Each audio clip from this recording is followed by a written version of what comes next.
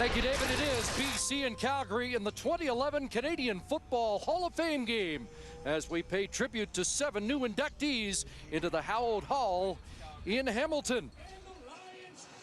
Danny McManus, Joe Montford, Terry Vaughn, and Ken Lehman are the honored players, along with Don Matthews, Chris Flynn, and Gino Fracas. You'll hear from or about the new Hall of Fame class throughout this day, and it's a full weather day at McMahon Stadium, a cool temperature, and the wind seems to be kicking up a bit with the threat of rain in the forecast. Oh, it's about this time of year in 2009. Wally Buono registered his 232nd win, passing Hall of Fame inductee Don Matthews. He now has 247 and has his team on a roll, winning 4 of their last 5. John Hufnagel, last week, a milestone of his own, moved into second place in Calgary Stampeder history with 43 wins. The only guy now left to catch is Wally Buono. These two teams met in week number 2. It was a wild shootout, and whatever happened to those, it was 34-32 for the Stampeders at Empire. But it's a different BC Lion team coming in here to McMahon for this game today. Rough Riders pulling even with the Lions, and here we go. Squib kick by McCallum into the wind. And this is Larry Taylor on the return, and he'll be taken down from behind by Jerome Dennis as Henry Burris leads the Calgary offense onto the field. And he will have Joffrey Reynolds in the backfield, his starting tailback with a 5-yard rushing average. Look at his receiving corps. It's led by Nick Lewis, 757 yards, most of those yards after the catch for Lewis. And in his second start for Tim O'Neill, John Gott will play center. Starting lineup brought to you by Rona, proud partner of the CFL, and it's 8 teams. Stampeders will start at their 39. 4 receivers to the right side. Burris looked the other way, and is that picked off? Looks like it. Battle for the football, and it is being ruled an interception. Dante Marsh with his hands on it. He's got his 3rd pick of the year on the first play from scrimmage. The Lions had 3 against Henry Burris back in week 2.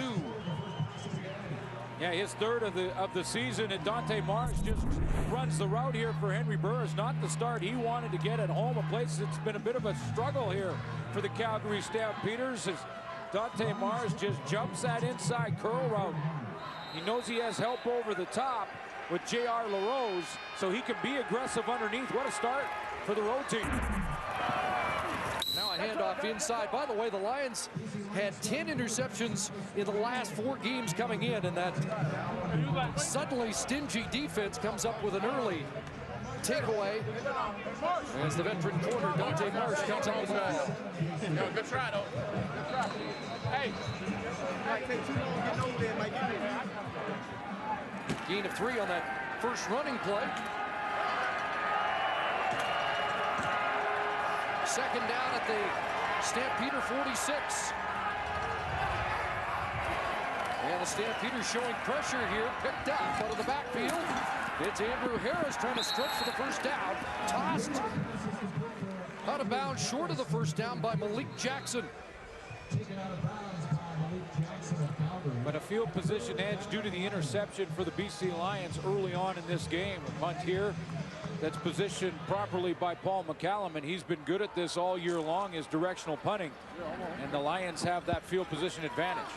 Again, McCallum kicking into the breeze in the first quarter. Looking for the sideline, and it's going to bounce into the end zone. Not what the veteran wanted, but it will result in the first point of the game off the Marsh interception. It's a 56-yard punt. Lions with a single after the Burris interception, and now over 200 minutes since BC has last surrendered a point.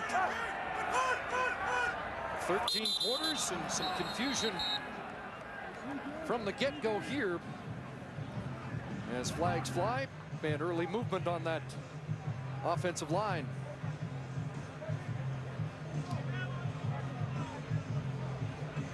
About 5 weeks ago, the BC Lions started to shuffle their defense.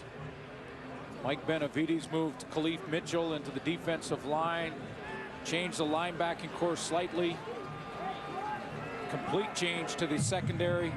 And since that shuffle, the BC Lions have been on a tear, winning 4 of their last 5.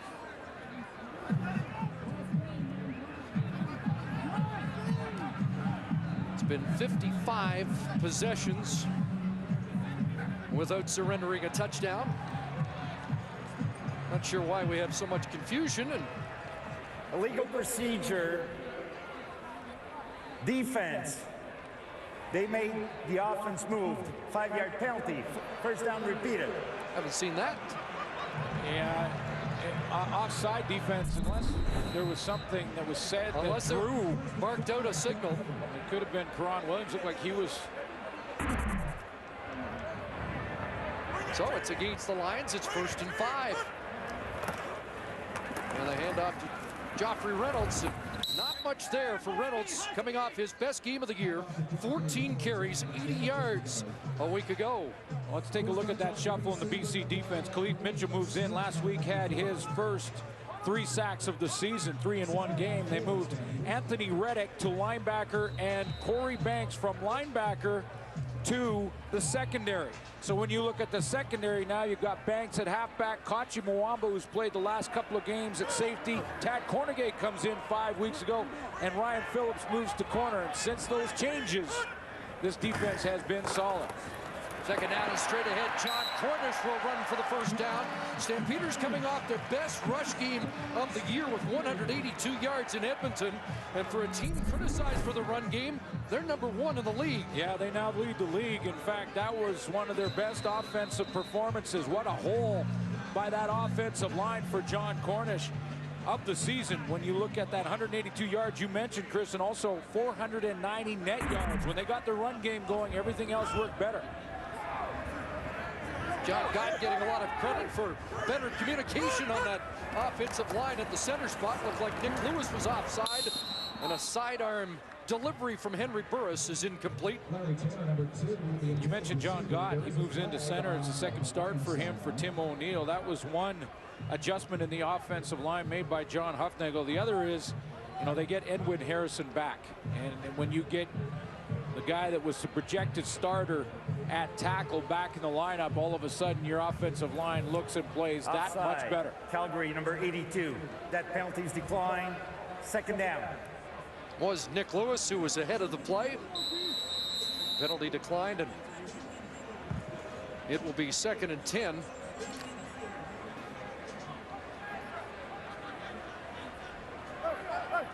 Khalif Mitchell goes to the sidelines. Lions go with an extra defensive back in this passing situation. Short drop for Burris. Over the middle, Nick Lewis. And he's drilled, and the ball popped loose. Incomplete.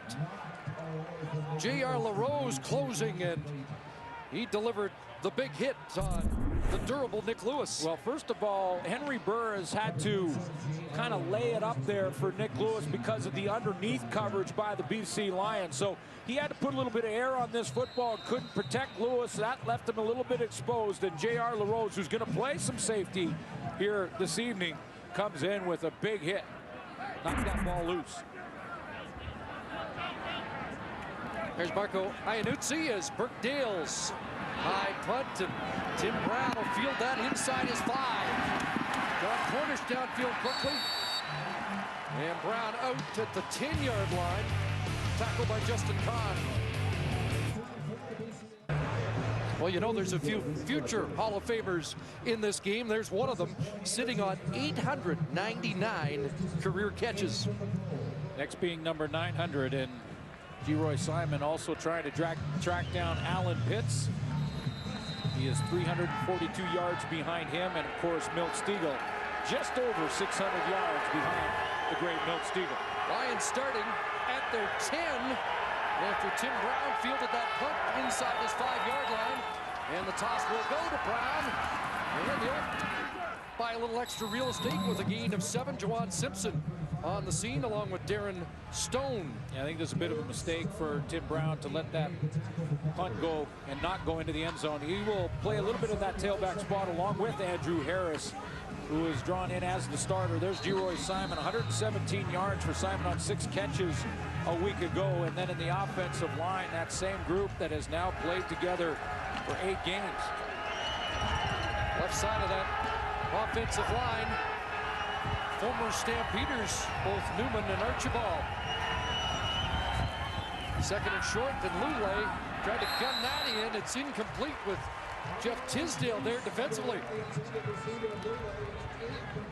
So another 2 and out for the BC Lions. No window there for Travis Lule to throw that football. You take a look at all the congestion to the right of your screen where he's trying to force this football into a lot of traffic. Look at all the red jerseys surrounding Arlan Bruce.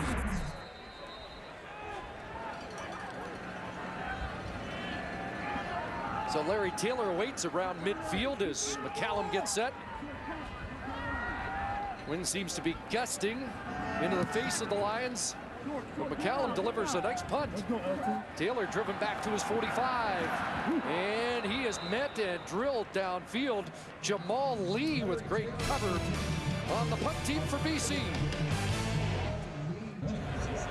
Lions won their last 2 visits here against John Hufnagel and the Stamps, who have struggled a bit at home with more Jermaine Franklin. That's right, Chris. McMahon Stadium has not been very friendly to the Stampeders at all. All 3 of their losses this season has happened right here on home turf, and that's unfamiliar territory, especially under the John Hufnagel reign. They never lost more than 2 games at home while he was coaching until this year, of course. Henry Burris told me that it's imperative that they reestablish home dominance. One of their main goals is to host the West Final, and that will not happen if they continue to struggle at home. And again, you just mentioned, Chris, it's about the opponent. BC Lions are not only hot, but they are responsible for the Stamps' only 2 losses at home last season. Good start on this drive as Joffrey Reynolds carries the football. It is a challenge. It will be a challenge here tonight for the Calgary Stampeders to try and get on a roll at home, and that'll be in the hands of Henry Burris. This is a defense for the BC Lions that has now gone 56 series without giving up a touchdown. And somehow Henry Burris has got to find the answer to what has really become an amazing stat for the Lions defensively. 64 points surrendered in the last 5 games. And there's the running total on this shutout streak for Mike Benavides in terms of touchdowns surrendered. Great first down production here, though, for the Stampeders on that run for Joffrey Reynolds, just short of a first down. Last week, 17 times they ran on first down for 145 yards, and that really set up the entire game. Drew Tate comes in, and the short yardage team for the Stampeders, and he'll plunge behind John Gott. Flag flies as Tate should have the first down.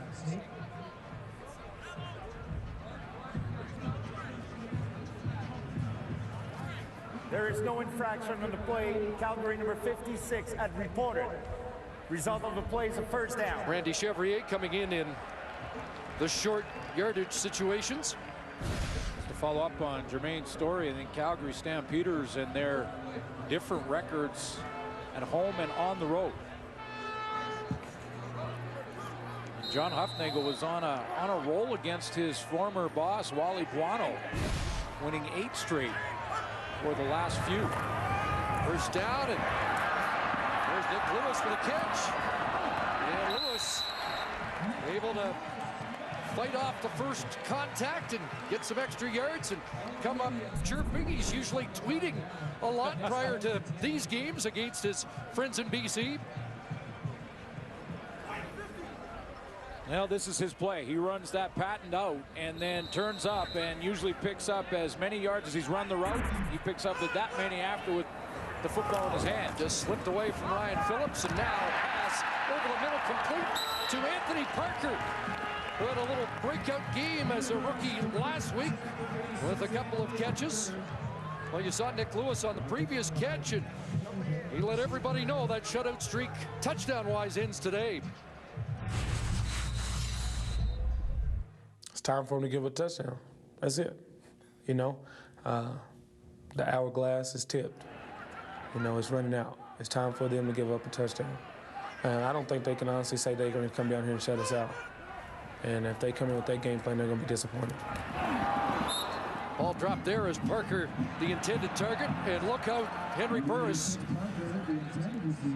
shaken up on the play and a flag down. And Burris clutching the left ankle. Major foul. Roughing the passer. BC number 96. After distance to the goal. Automatic first down. Defensive player of the week, Khalif Mitchell. I don't think this was on purpose by Khalif Mitchell. He was tied up with Steve Middleton, the left guard. And as he was trying to get there, it looked like Middleton kind of went down. And when he went down, there's Middleton there. And watch Khalif Mitchell come up, number 96, off the ball. He's going to come around the corner. Now watch, as he gets twisted there and pulled down, he kind of gets tripped and falls into the back of the legs of Henry Burris.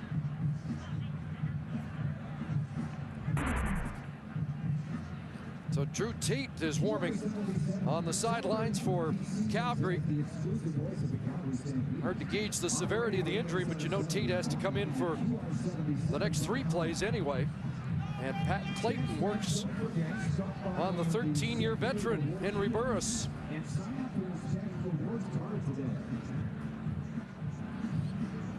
And while Hank gets attention, we'll step out and be right back to McMahon.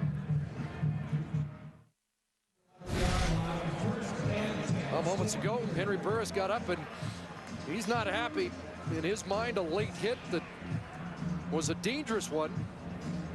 And he didn't see what happened behind him. He was facing the other way, and that's why John Hufnagel is trying to explain to him on the sideline that the player got tripped into him, so just relax. But anytime you're hit below the knee, even if it's accidental, it's a penalty. First down, Drew Tate in, and an inside handoff to Larry Taylor that doesn't work as Cream Smith, the defensive end, reads it well.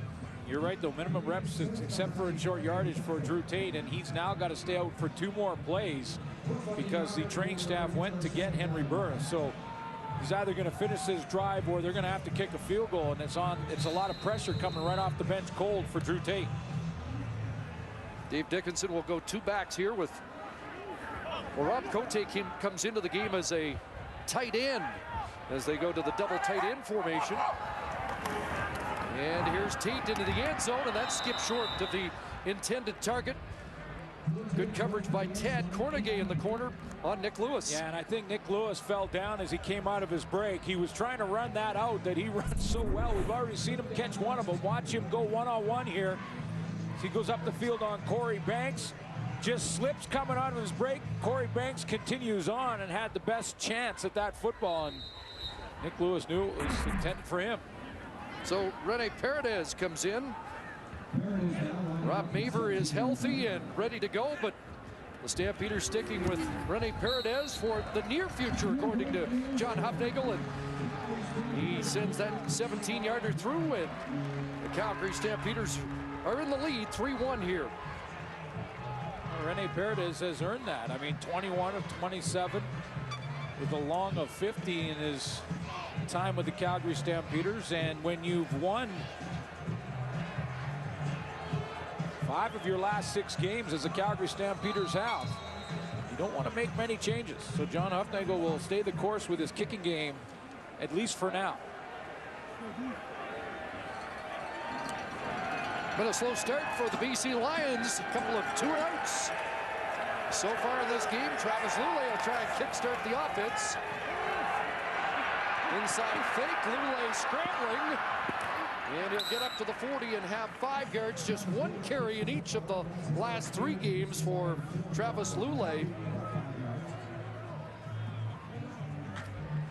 Defensively for the Calgary Stampeders, Chris, in this game tonight, they have 19 defensive players dressed. 10 of them are rookies, including Brian Bulkey up in the defensive line. There's Juwan Simpson, not a rookie, but back in. Johnny Dixon they've had. He's in replacing Brandon Isaac. You look into their secondary, that's the same as last week, but changes in the front 7.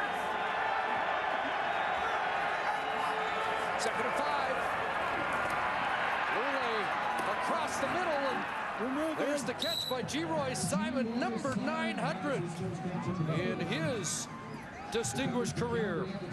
I mentioned he's 342 coming in behind Alan Pitts, former Calgary Stampeder, just over 600 behind Milt Stiegel. And if Geroy Simon has 76 yards a game, that's what he needs to get that, currently averaging 81.2 yards a game after 10. That's the guy he's trying to catch first. Pitts is next, but if he stays on this pace, he'll pass Milt Stiegel in the final game of the regular season. A handoff inside to midfield, short yardage. 4 times in the 10 games in 2011, Geroy Simon has been over 100 yards. That's what he set the pace at, and there he is in the all-time list. 4 catches, 50 yards, the first meeting of the season against the Stampeders. 2nd and 7. And quarterback draw. Lule got away, and he's got a first down. Mentioned it hasn't run as much lately, although he did have a 53-yarder on his only carry last week. That's the longest run by a quarterback since 2003. You know what's amazing for Travis Lule, and he is going to have to run the football. That's part of his arsenal. That's part of what he likes to do. But a quarterback in the passing game, Chris, that ranks 3rd behind Anthony Calvillo after 10 games and Henry Burris, and he is just 8 and 11 in his career. Averaging 305 yards passing in his last 3 games, back-to-back first downs. And now into the hands of Arlen Bruce, who got a block. Stampeder pitch in an uproar, and the flags do fly as the block turned out to be a hold. Arlen Bruce has really opened up this offense and helped Travis Lule in a big way.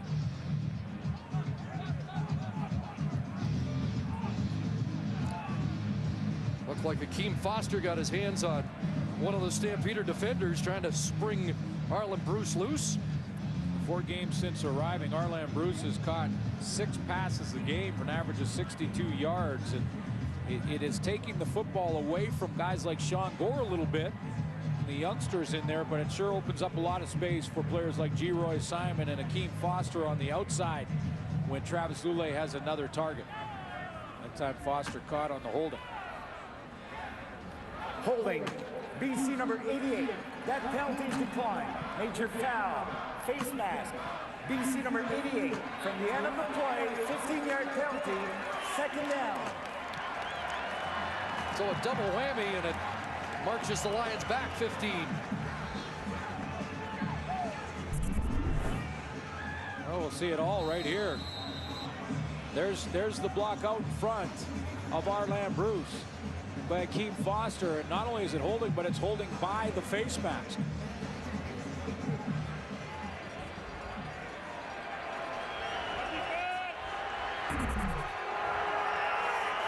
So it's 2nd and 17. Pressure coming. Lule gets it away. Arlen Bruce incomplete, as Eric Fraser, the Burnaby product, was in coverage for the Stampeders. I think the BC Lions a little upset that they didn't see a penalty flag fly here as Eric Fraser came across on Arlen Bruce. First of all, Travis Lule knew that he had Demetrius Morley, the safety, coming on the blitz, had to get rid of it quickly. But watch Arlen Bruce at the second receiver inside that slot back position. Now he's going to run on Keon Raymond, but he's going to get help from the safety over the top, and thought that was a little early. So the Lions with their 3rd consecutive punt here in the opening quarter. Line drive gets by Larry Taylor, and it'll stop short. What a break for the Lions. And Koshi Mwamba down to tackle Larry Taylor at the 5-yard line. That turns out to be a 53-yarder for Paul McCallum that backs the Stampeders up in their own zone. Now both these returners that are real good ones too, that have made just small mistakes. That one physically, as Larry Taylor just can't corral that football, and if it hits the ground, you just never know. And I was wondering if it touched that right hand, because if it did, it's a live ball, but it did underneath his hand. Tim Brown also making a mistake for the Lions early on when he didn't let one go into the end zone and give up a single point. So a deep start for Henry Burris, who's back in, the ankle okay at the 6-yard line. He wants to show us it's okay as he takes off. And up across the 10. Not a broken player by design. No, I think Henry Burris just juggled the snap from center. It looked like he just had some issues with handling the football, and as he juggled it in his knees there, now John Cornish was already gone by him, and the timing of that play was destroyed.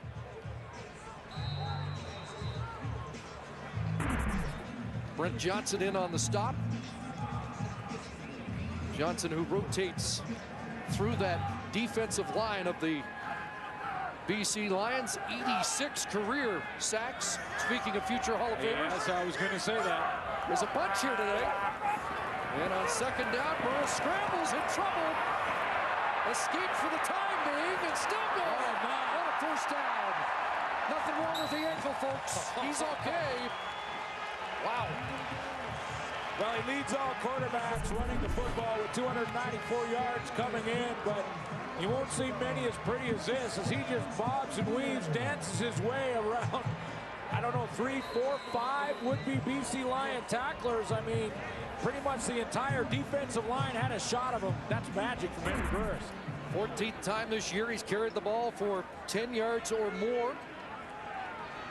And that's a big first down. Here in the final minute of the first quarter, gives him a little breathing room. And then he dropped the ball. And he'll lead it back inside the 10. Well, it's been an adventure. And that's the second time in this series that he's had troubles handling the football. One from the snap from John Gott a moment ago where he missed the handoff. This was all on him. Just lost the handle, and he didn't have his hand going forward. That was a live ball behind him and a fumble. He turns around, recovers it quickly, and then you can see right after that sack by Brent Johnson, which will be his 4th on the season.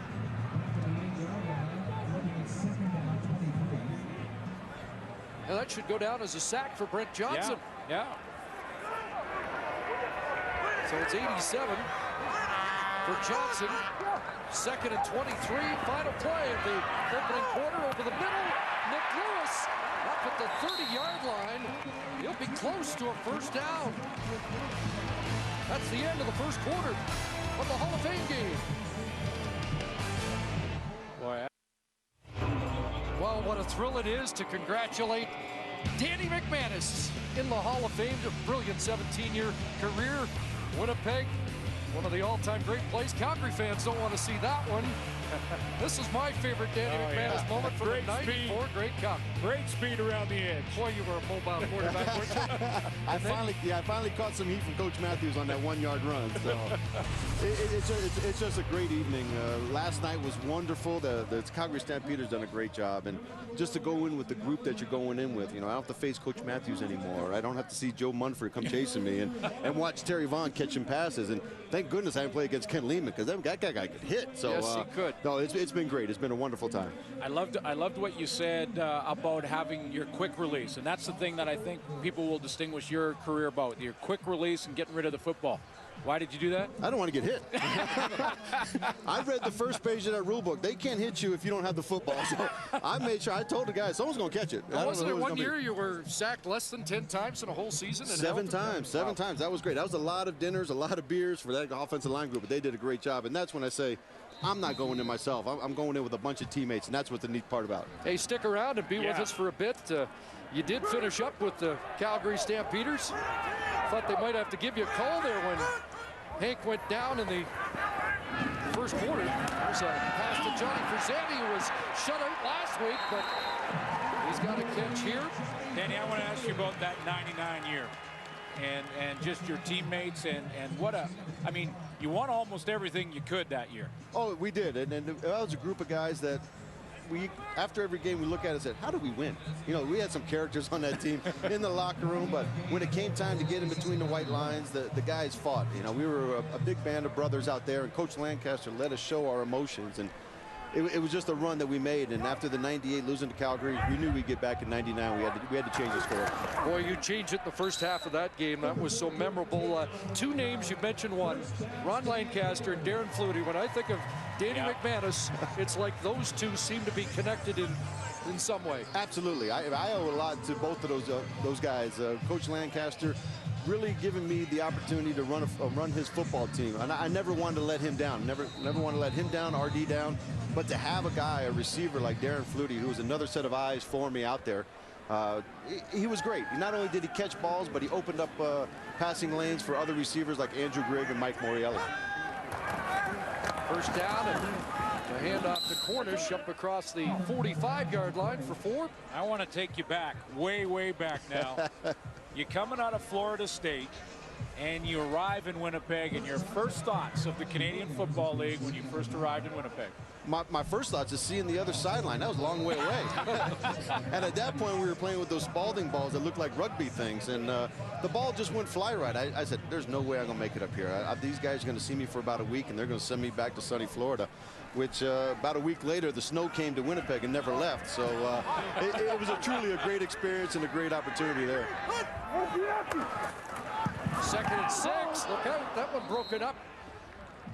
And incomplete, and Calgary's going to have to throw it or kick it on 3rd down as Corey Banks makes the defensive play. Our producer, John Hines, would like to ask you a question, and that's about the Eastern Final and in the 3rd down play where you threw it to a linebacker. That was one of the ones that if Montreal was looking, they could see my face. And when he came running in, and I looked back to Coach Lancaster, and he gave me that little wink that he has, and I said, all right, guys, either we're going to the cup or we're not. On this play alone. On this play alone. This is where it's going to be. And it worked out. That's what I'm saying. Guys that we had on that ball club made some plays. Joe Higgins made that play. If it wasn't Ron Lancaster, you might have changed the play call. Tim Brown with a good return, and Brooke Dales drills him out just past the 50-yard line. And Danny, I would like to get your opinion, though, when you watch. I mean, this is another guy coming along like Henry Burris, but what about when you watch a guy like Travis Lulay and your thoughts on him as a quarterback coming out, one of the guys for the future? Well, I like what he does in the pocket. He doesn't look to run right away. He is looking downfield. He's going through his 1st and 2nd reads, but if it's not there, he's not going to force it. He's going to put the ball under his arm and go for it. But one thing I do like is his leadership skills. He shows that ability out there. When things are good, he's staying calm. When things are bad, he's staying calm.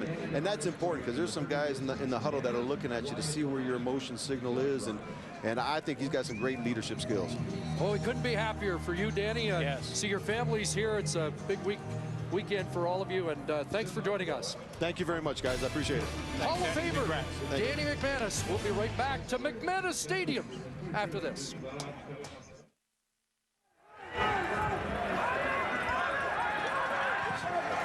So the BC Lions have the football. They start great field position at their 52-yard line. As the play being changed here, Stampeders were showing blitz, and here comes Morley.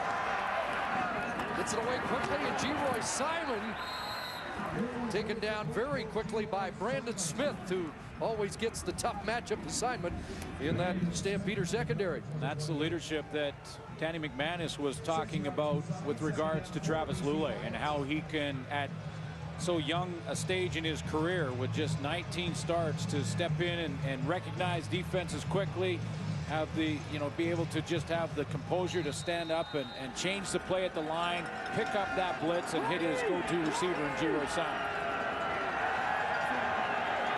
2nd and 3 BC. Andrew Harris, and a first down for the Lions to the 47. 4th starts now for Andrew Harris, and he's coming off his best 8 carries for 56 yards against the Toronto Argonauts in their win, the 2nd of the 2 wins in a row for the BC Lions against Toronto. Alternating with Tim Brown, who had 24 touches in Toronto a couple of weeks ago. Wally Bono said that's just too many for Brown, who they need on special teams. 1st and 10. Play action fake, and a lot of time to look downfield for Foster, who gets tripped up, and the flag flies. Keon Raymond was in coverage. They got their legs tangled, and they'll throw the flag on Keon Raymond, who's having an all-star season. Playing in his 50th game in Canadian Football League. Calgary, number 25. First down. And Keon Raymond tied for the league lead in his fourth season in the CFL as he just runs into the back of Akeem Foster, and I think that's a penalty flag that has to be thrown, even though it almost looked like incidental contact as he's looking back for the football. But 4 interceptions for him, which is tied for the league lead. Turns out to be a 34-yard penalty, just 54 yards against the Stamps last week, their lowest total penalty-wise since week 1. First down, BC. Lule looking into the end zone, looking for Arlen Bruce into the corner. He's got it, but they're ruling incomplete. Well, Bruce thinks he got a foot down, and they'll talk about it. They juggled it. I mean, Arlen Bruce juggled it as he was going through that corner of the end zone. It's just a matter of did he get control with a foot in bounds before he ran through the white paint. Juggles it there, doesn't have control. I think they got the call right. Good call. Watching the Lion bench to see if there's a challenge, but I think that replay pretty definitive.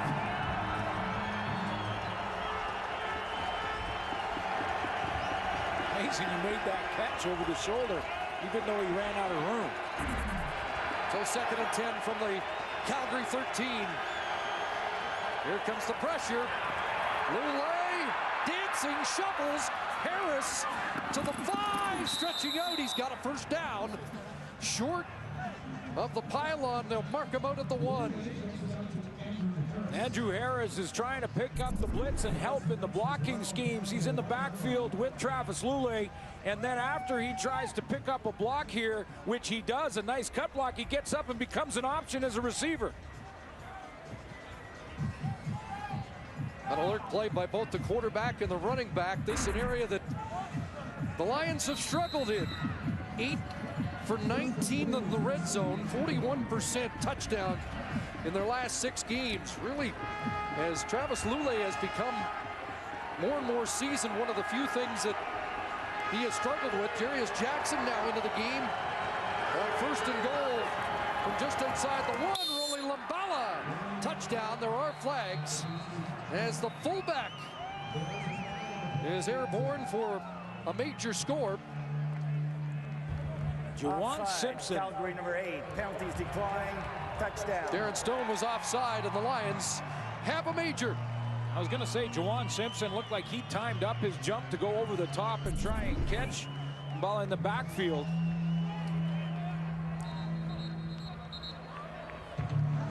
Looked like a foot at the far end of that line for Calgary was in the 1-yard restraining area. Rolly Lambala, Calgary product, into the end zone. A 6-play, 58-yard drive. McCallum the extra point, and the BC Lions have the lead here in the 2nd quarter.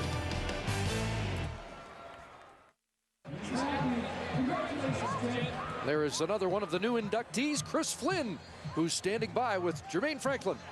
That's right, CC. Chris Flynn, 3-time Heck Crichton Award winner and the first CIS player to be inducted into the Canadian Football Hall of Fame. What does that mean to you? Oh, it's a great honor. I realize there's a lot of great college players that have played many years before me and after me, so to be the first college player inducted is definitely a great honor. And you're also, many may not know this, but you were inducted with family, as your uncle is Ken Lehman. Can you talk about that and how special that is? Yeah, well, my Uncle Kenny got my family into football in a big way, and so to be inducted at the same time as him just makes it that much more special. Thanks for this, and congratulations. Thank you. Thanks. What an enormous weekend for that family. Yeah, and you know, when you look at Chris Flynn, and at that time it was called the CIAU, he was an All-Canadian 3 times. Jermaine mentioned won the Heck Crichton 3 times, the only player to win it 3 times. Appeared in 2 Vanier Cups. And under Chris Flynn, St. Mary's had a record of 27-2. 88, 89, 90. Heck Creighton Trophy winner. Congratulations to Chris Flynn. And there's Henry Burris, a feet first slide in front of Anton McKenzie. Up to the 39-yard line, and a 7-yard pickup for Henry Burris. And despite what Nick Lewis says in an important drive here for Calgary to try and keep pace here, despite what Nick Lewis said in that clip moments ago, the streak for the defense for the BC Lions continues. Against a high-powered Calgary offense.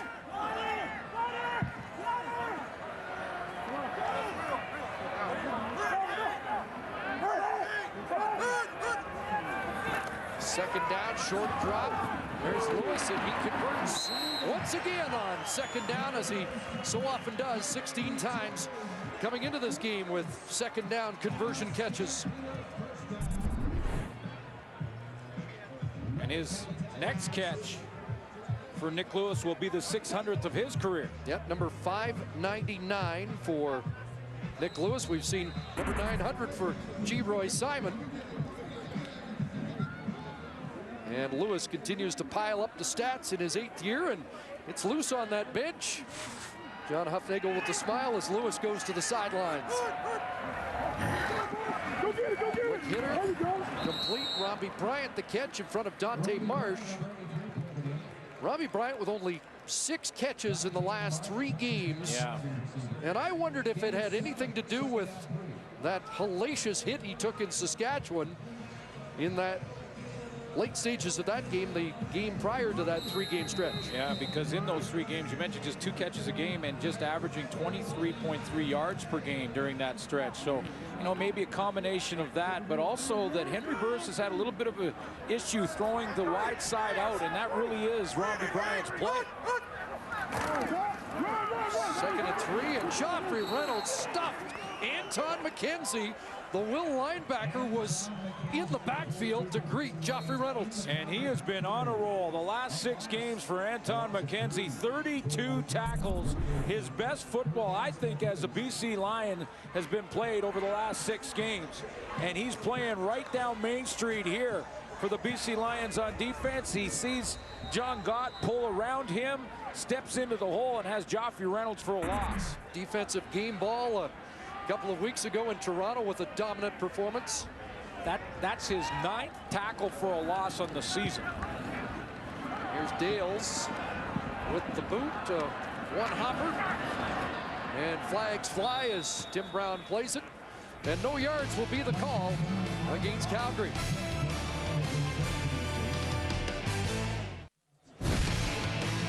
Our sack tally is brought to you by Purelator, tackling hunger across Canada. Check, and we've got ourselves a race. Yes, we do. BC Lions, 1 sack here tonight, that by Brent Johnson.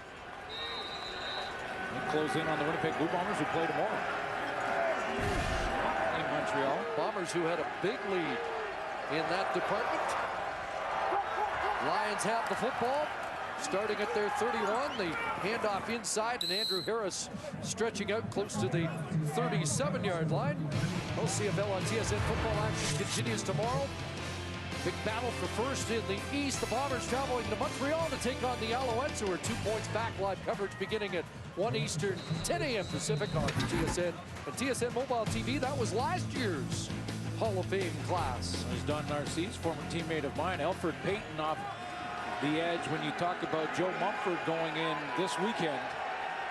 Alfred Payton, Joe Mumford, James Quick Parker. Blitz picked up. Here's a cross. Oh! Cut down Sean Gore. Keon Raymond sent Gore head over heels.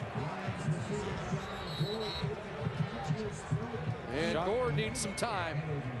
One of the great Canadian receivers this season, and there's a good crop of them, including Johnny Forzani for Calgary. But that was time for Sean Gore to get his head in the right position and see that hit coming, protect himself a little bit better than he did. And often players have very much protection on the front of their pants there in the thigh pads and knee pad area. And Raymond may be a little woozy after that hit as well. Sean Gore, the top Canadian receiver coming into this week. That may change with that brilliant performance today by Chris Getzlaff at Mosaic. with Arlan Bruce arriving on the scene for the BC Lions, it means that Sean Gore hasn't seen the football quite as much.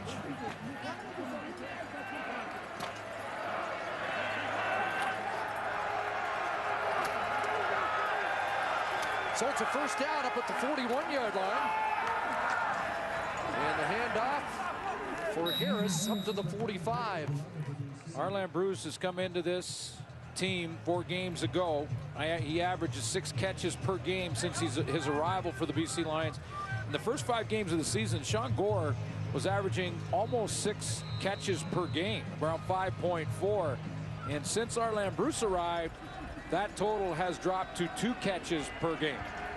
But he's okay with it when the BC Lions are winning, I'm sure. Johnny Dixon comes in at Sam linebacker on second downs. Darren Stone has been playing first downs at that position for Calgary. And that pass is complete. Be close to a first down for Sean Gore.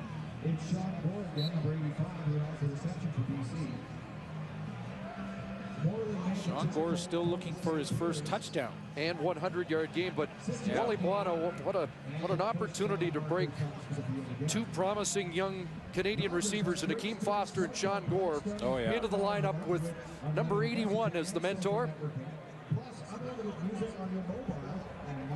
Take a look at that great crop of Canadian receivers coming on the scene right now. Akeem Foster, you mentioned, Chris, is one of them right there, and then the Sean Gore's on that list. Johnny Forzani, the Calgary Stampeders, big game earlier this afternoon from Getzlaff in Saskatchewan, a big win for them against the Toronto Argonauts. So when you look at Sean Gore and most of those receivers just in their 2nd year. It is 3rd down. Short yardage team in. Jarius Jackson. And they're trying to draw Calgary offside. It looked like they were successful. Calgary Stampeders have gone, I mentioned off the top about the changes on their defense, and right now Chris Jones is having to juggle that defense a bunch, and the 19 dressed defensive players, 10 of them are rookies. Offside. Calgary 95, 5-yard penalty, first down. The veteran Devon Claybrooks was the man called offside, and he's the senior statesman out there. Yeah, he's the one veteran they want to lean on, and he's just in his 5th year. And his 3rd in Calgary. You see, he fell into the neutral zone. No Charleston Hughes, who leads this team in sacks coming into this game. He's not dressed tonight. And Robert McCune hurt. He'd normally be the backup if anything happened to Hughes. Direct snap as the Lions go Wildcat, and Tim Brown puts his head down, and over top Eric Fraser, close to another first down in Stampeder territory as the benches get the 3-minute warning. Well, we're just under 3 minutes of action away from live at the half. Dave Randorf with Jock Climbing, Milt Stiegel, and Schultze. They'll dissect what they've seen in this first half of play. Might also hear about that Rough Rider win today that draws them even with the BC Lions.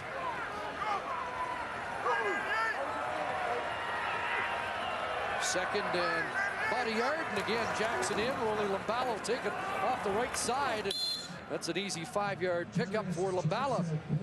And the first down. Let's go back to that play before that direct snap to Tim Brown in the backfield. That ball is going to be snapped directly, but I want to show you how Travis Lule sells the play. He makes it look to the Calgary defense like this ball has gone over his head, and you can see to the left of your screen. In fact, our cameras followed him. That's how good he went through with the fake. And all of those little things are very important to try and sell the play. To the 8th play of the drive. First down for BC at the Calgary 40. Here comes pressure again, and Lule throws it away. Did it make the line of scrimmage? Chris Jones is outraged on the sidelines trying to get the call, but no flag is thrown. Chris Jones right now with that young defense that we just talked about. His strategy for this game, I could see easily, is that he's going to send the house and try and get these young football players that don't have a lot of experience to think less. Just go ahead and go after the quarterback. That's your assignment, because he's been sending the house pretty much every play on Travis Lule. That ball landed, it looked like, just short of the 40, where the Line of scrimmage is 2nd and 10. More heat over the middle, and Nick Moore got one hand on it, couldn't pull it in. And the drive will stop there. And Travis Lulay looked right at himself right after the throw, because if he lays this out in front of Nick Moore, he might have a chance to get the corner. Again, more pressure coming. That's one of the defensive backs, and Eric Fraser coming up, and he's blitzing. Blitz from the opposite side, Malik Jackson, and you could see some room to the outside. If Nick Moore can hang on to that football, he might get the corner.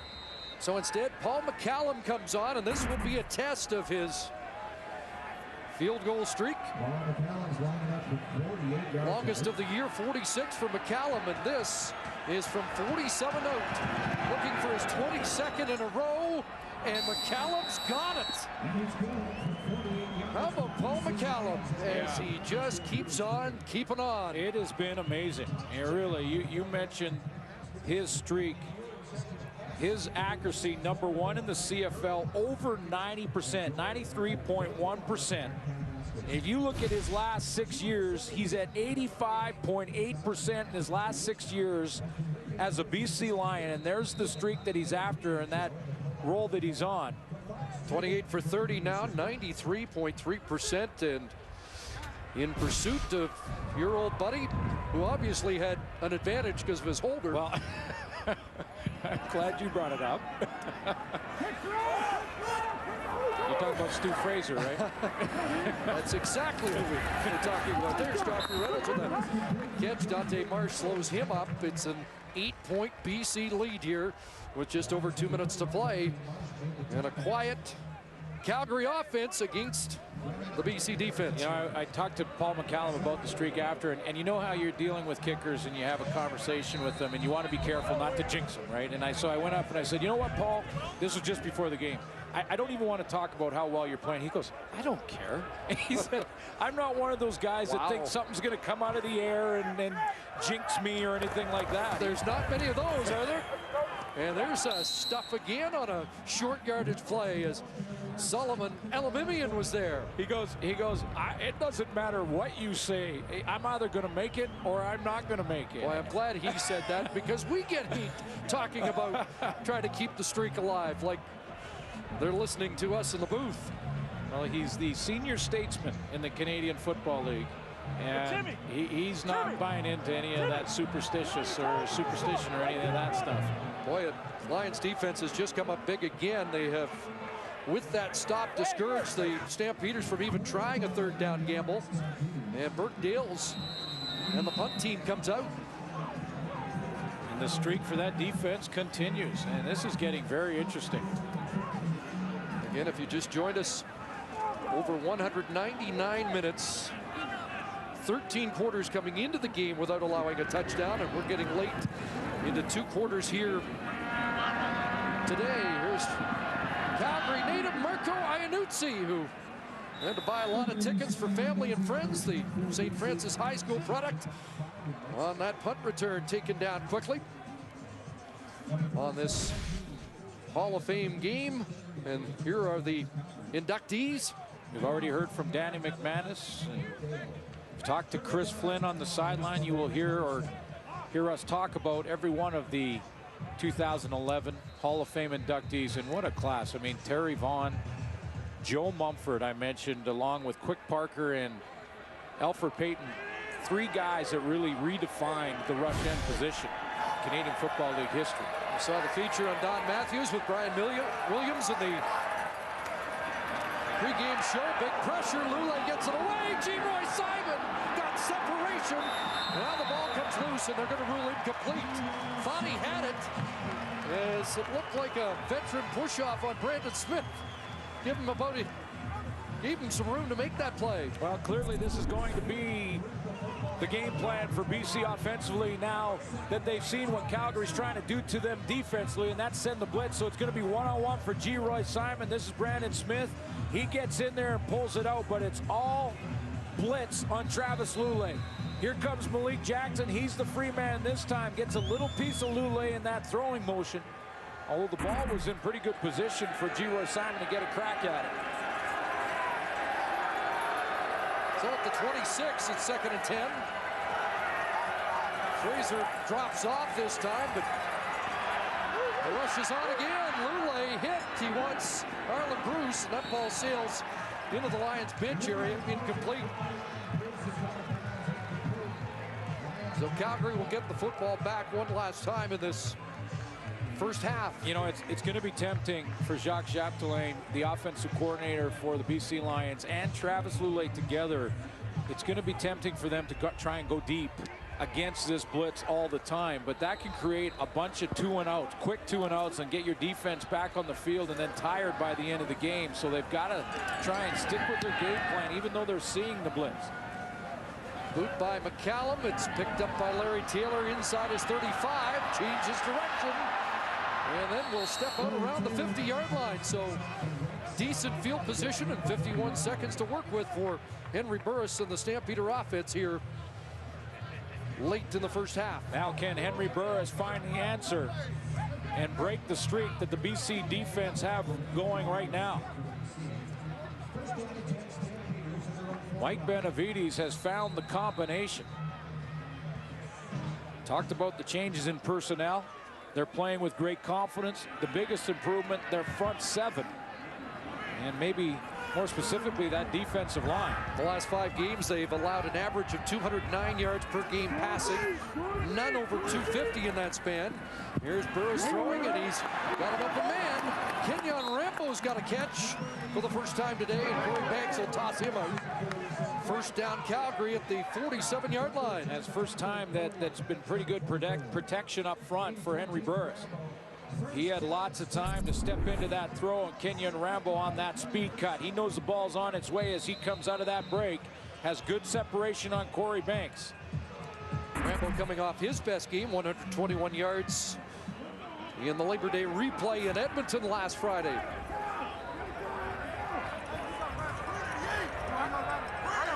First and 10 from the Lion 47. Short drop over the middle, and catch is made. Good grab by Anthony Parker. In tight coverage, Tad Portugay was there, and Anthony Parker is starting to get some confidence.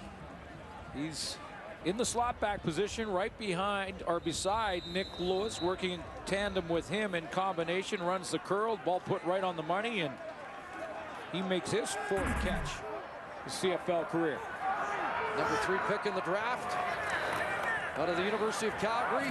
Burris, there's a ball in the flat, and Anthony Parker's got another grab. Looks like another first down, and the clock will stop when Banks knocked him out with 21 seconds left. You know what I loved about Anthony Parker and watching him this year is he's been played offensively sparingly. Obviously, they want to work him in slowly as he learns the different speed at the pro level. But while he's been doing that, he's contributed on the special teams. Anthony Parker has 6 special teams tackles for the Calgary Stampeders. He's a guy who goes down and cover kicks. BC. And I think whether you're a receiver or running back or whatever position you play, I think the only guy who never did that was Jacques Climie. But beyond that, you know, I think you earn your stripes on the teams and you get the respect of your teammates like Nick Lewis when you're covering kicks and making tackles, and then you get your chance to play, and the veterans can't help you enough in that scenario. A couple catches for 42 yards last week, and got a couple here in the first half. I'm almost certain Climie never covered 1 kick. Not sure. I don't have that as a fact. I'm not gonna dump on a guy from Queens. By the way, Parker with 3 catches now in the first half, so that's a season high for him and doubles his catch total on the year. Henry Burris in trouble, pulled down, ball loose, and Hank vacuums him back in. And took a late hit there from Khalif Mitchell. Back at the 34-yard line with 14 seconds left. I don't know what the wingspan of Kareem Smith, but I'll tell you what, he comes off the edge here, and he's working on Edwin Harrison, I believe, and he just comes around the corner, reaches around Harrison, who is not tiny by any means, at 6'4", 305, and with one arm pulled Henry Burris down. 8th game start for Kareem Smith, and the Lions say that he's really enhanced their pass rush. And the streak without giving up a major continues. And now Rene Paredes will attempt from 41 out. Hit from 17 earlier. And Paredes drills that. Cutting into the Lion lead. It's now 11-6. Talked about Anthony Parker and playing the special teams to make the team. In fact, take a look on one of the earlier returns from Larry Taylor, and Anthony Parker doing a nice job of blocking the first man down for the BC Lions. So whether he's going down and making tackles or helping Larry Taylor in the return game, he's contributing on the special teams, and he earns the respect of his teammates. I guarantee you that because of it. So BC will kill the clock. The streak without a touchdown will be 229 minutes and 13 seconds. Haven't talked about it much, but should the Lions win today, suddenly, Oh yeah. I mean, you could think they're in contention for first place, and I don't think anybody was suggesting that or thought it was a possibility this season after the horrendous start. Trying to move within 4 points of Edmonton and Calgary. Long way to go for that, but they lead by 5 at the half. They also got the white hat treatment in Calgary. That is a very high honor. But the hometown Stamps are down by 5. Getting ready for the second half of the Canadian Football Hall of Fame game at McMahon Stadium. The BC Lions with a 5-point lead as we head to the third quarter. Halftime festivities honoring the Hall of Famers, including a guy who started his career with the Calgary Stampeders, the first receiver ever to register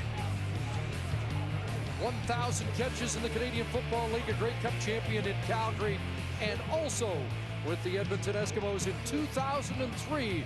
Our congratulations to Terry Vaughn, who's with Jermaine Franklin. Terry Vaughn, 11 straight 1,000-yard seasons. Your career started right here in Calgary. Is it significant that you're inducted right here where it all started? Well, it doesn't hurt. You know, I've always been treated well here, and well, I've always been treated well by the Alberta fans altogether. But, you know, this is where I started, and this is sort of where it ended for me. And, you know, great culmination of a career. 2 Grey Cup championships for yourself, as well as the first player ever to have over 1,000 receptions. Is there anything that sticks out in your mind in terms of accomplishment now that you're inducted into the Hall? For me, I'm a big team guy, so I would definitely have to say the first Grey Cup I won here in Calgary and the one I won in 2003, just because I was a part of great teams and I had great players around me, and I treasure those relationships that I was able to make. Thanks for this, Terry. Congratulations. Thank you. Appreciate it. And I think the panel nailed it when they talked about him after the catch, and there's 2 of the best in the business at those yak yards that we've talked about so many times. And Nick Lewis, the guy right now that's getting it done in that category. Terry Vaughn, he's the reason that we keep the stat. Here's Tim Brown. Good return on the opening kickoff of the second half. And he brings it across the 40-yard line. Let's check the numbers for the quarterbacks in a defensively dominated first half. Yeah, that defensive streak still going for the BC Lions on defense. 50% completion percentage for Travis Lulay, slightly over that for Henry Burris. And by the way, 121 yards for Burris.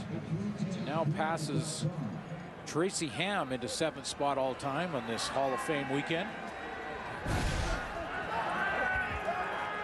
And we've talked a lot about the streak, but the young Calgary defense with some injuries has done a nice job so far.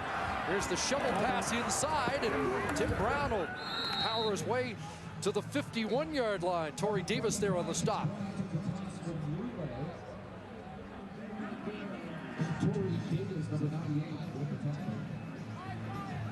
Close to a first down, looks like less than a yard away, so the short yardage team comes on for the Lions.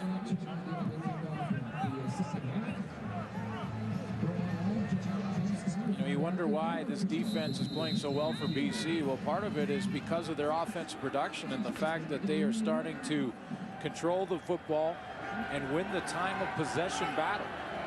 Gives their defense a rest on the bench. Darius Jackson in behind Angus Reid. Dean Valley has a first down. 3 wins in a row now for the BC Lions in the last 3 weeks. Their time of possession average is just shy of 35 minutes. So that gives that defense that much more time on the sideline to rest up. And when they get on the field, they're spitting fire and ready to go. So Jacques Chapdelaine has got that run game going with Andrew Harris. Puts Travis Lulez in workable situations, and that gives Mike Benavides' defense time to rest on the sideline.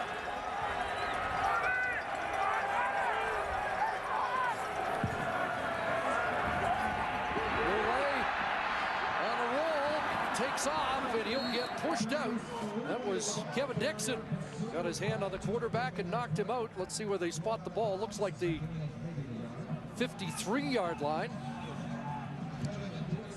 That's a coverage issue for Travis Lulez. He had some time in the pocket initially. He drops back. He's got his eyes downfield. It starts to break down because of coverage down the field. He didn't want to force it at this time, and he's been good at that. Ball protection in the last 3 games, 6 touchdowns, just 2 interceptions for Travis Lulez in the last 3 games, all wins.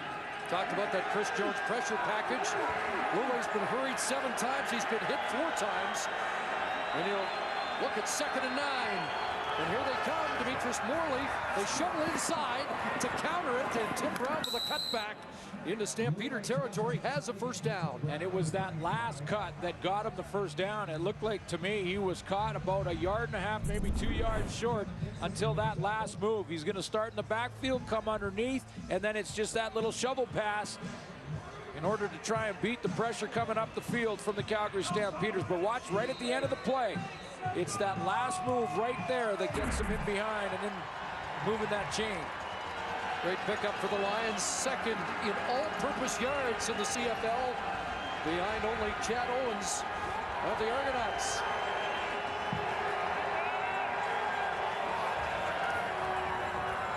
They fake the end around and they go deep, wanting Akeem Foster. Akeem Foster! Touchdown! His 6th touchdown of the year, the deep threat. The youngster out of St. Francis Xavier has done it again. TDs in each of his first 3 games. TDs in 5 of his first 7 games. And he adds another for 6 total. Akeem Foster gets in behind coverage again. 48-yard touchdown. In behind Jeff Tisdale, who's been awfully stingy on the corner for Calgary all year long. But Akeem Foster, one of those breakout Canadian receivers. McCallum the extra point. And the BC Lions now lead by 12. Well, the kid from Ajax has another touchdown, his 6th of the year. A couple of weeks ago in Toronto with family and friends on hand. He lit it up with 8 catches for 148. And the Lions admitting that he is playing beyond expectations. His per catch average just shy of 20 yards. 19.2 yards, and that's updated, including that long one for his 6th touchdown. I'm hungry. And he's hungry. Well, he's got a sandwich named after him. I guess back at his old school. Can you get those to go?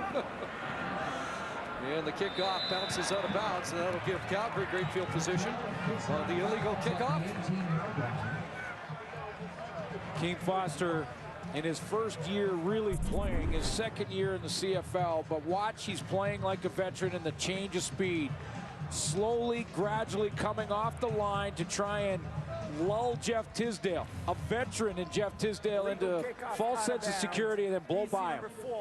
Sounds like the mentor, G. Roy Simon, doesn't it? Yeah, it is. Little change of speed. Watch the change of direction here and how the defensive line for the Calgary Stampeders are caught looking. They're not sure who has the ball. Everyone's looking. Does he have the ball? Does he have the ball? Who has the football? And while they're doing that, no pressure at all on Travis Lulay. He's got lots of room to just launch this in a perfect throw to Akeem Foster. So the biggest play of the game for the Lions has the Stamps in a hole. Kenyon Rambo with the catch on the slant.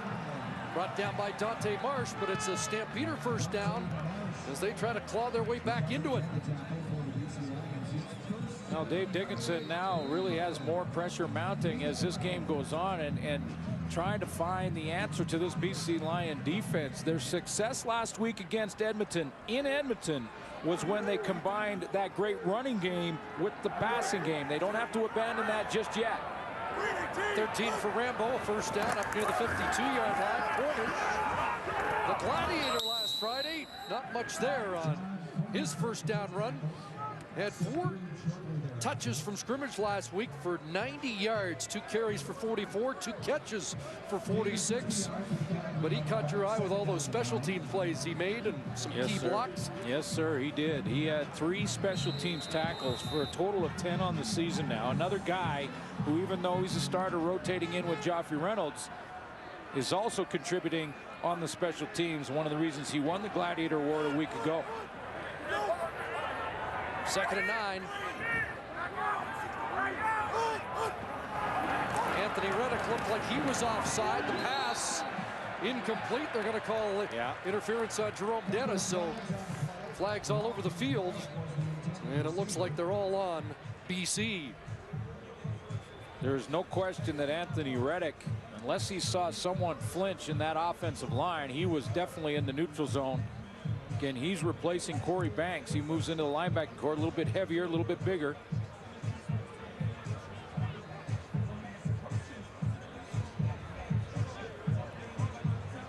And I think you're right, Chris. I think there's a pass interference call on Jerome Dennis. Offside. BC number 26. That penalty's declined. Pass interference. BC number 20. 10-yard penalty applied from the previous line of scrimmage. Automatic first down.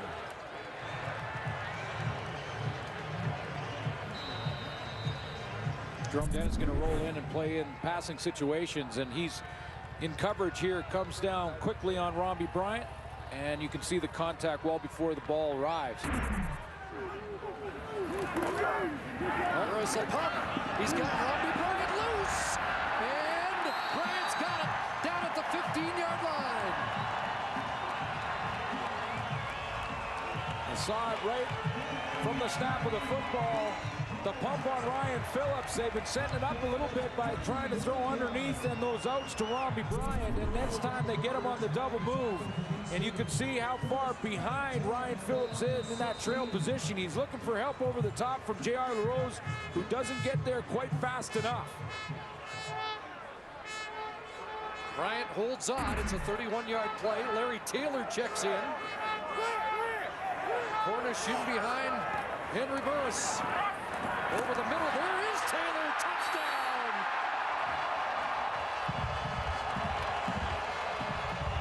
And the streak comes to an end for the Lions defense.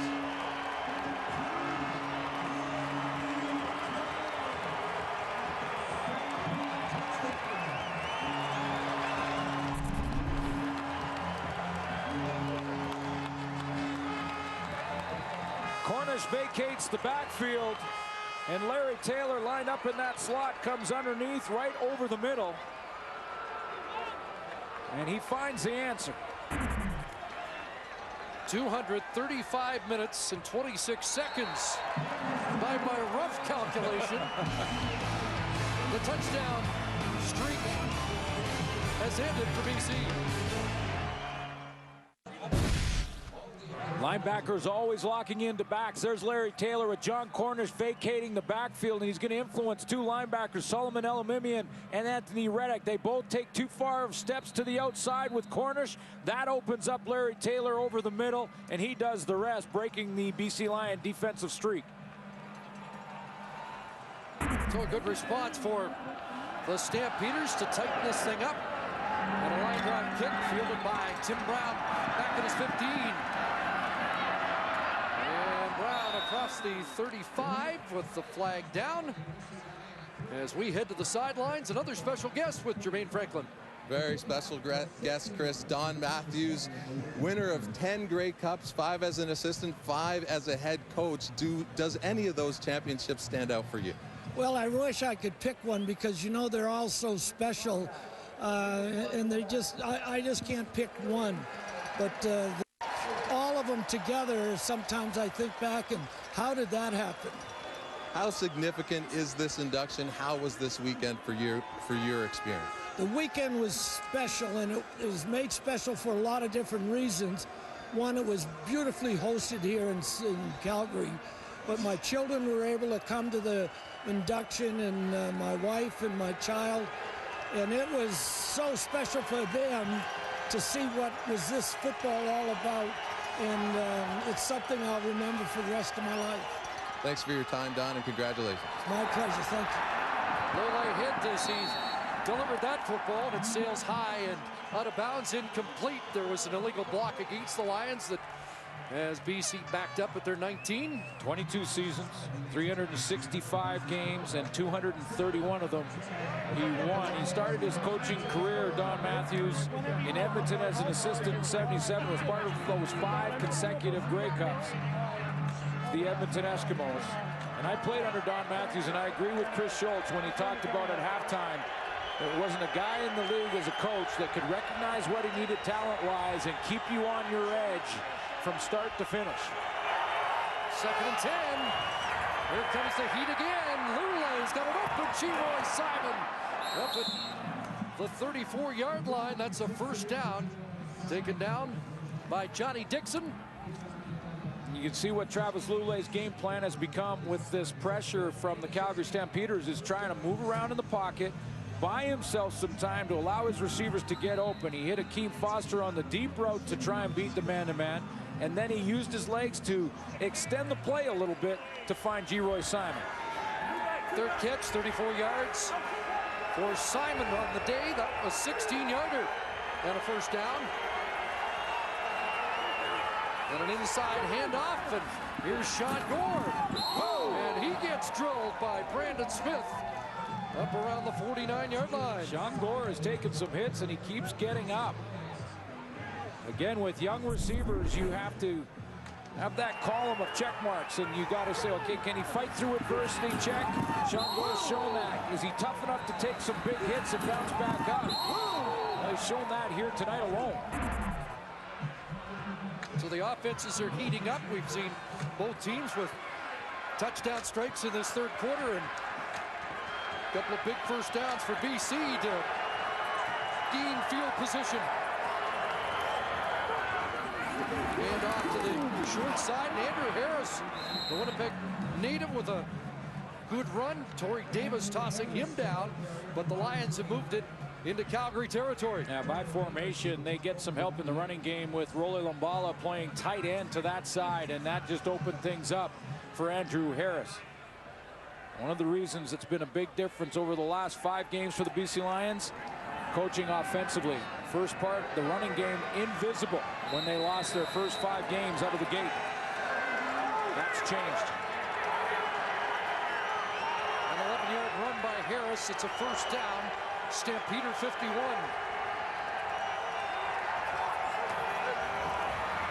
Pressure from Justin Phillips. And a knockdown by Phillips off the edge.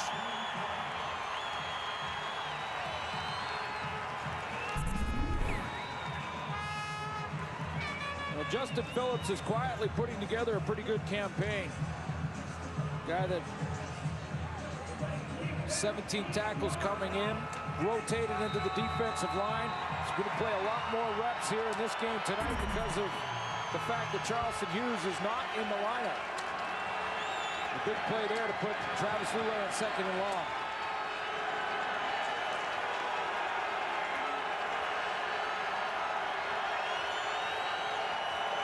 Noisy here at McMahon. Lulay hit as he delivered, and that's short of the target. Darren Stone was on the blitz along with the middle linebacker, Juwan Simpson. It's going to come from the right of your screen. Stone again, one-on-one with Andrew Harris, and Andrew Harris tried to go for the cut block. He went right over the top of that.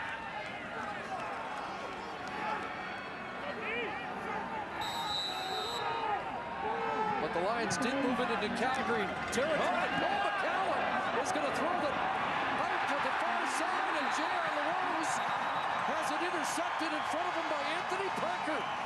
There is a flag on the play. Somebody trying to steal a page out of the Michael Shea playbook. Yes, sir.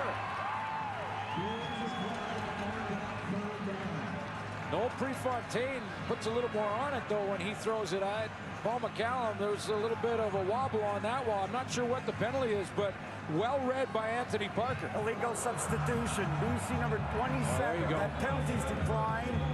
First down, Calgary. So they tried the old sleeper play, but illegal substitution is the call against the Lions.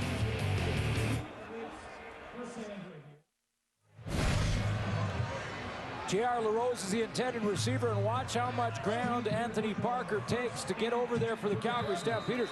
An option play here for Paul McCallum.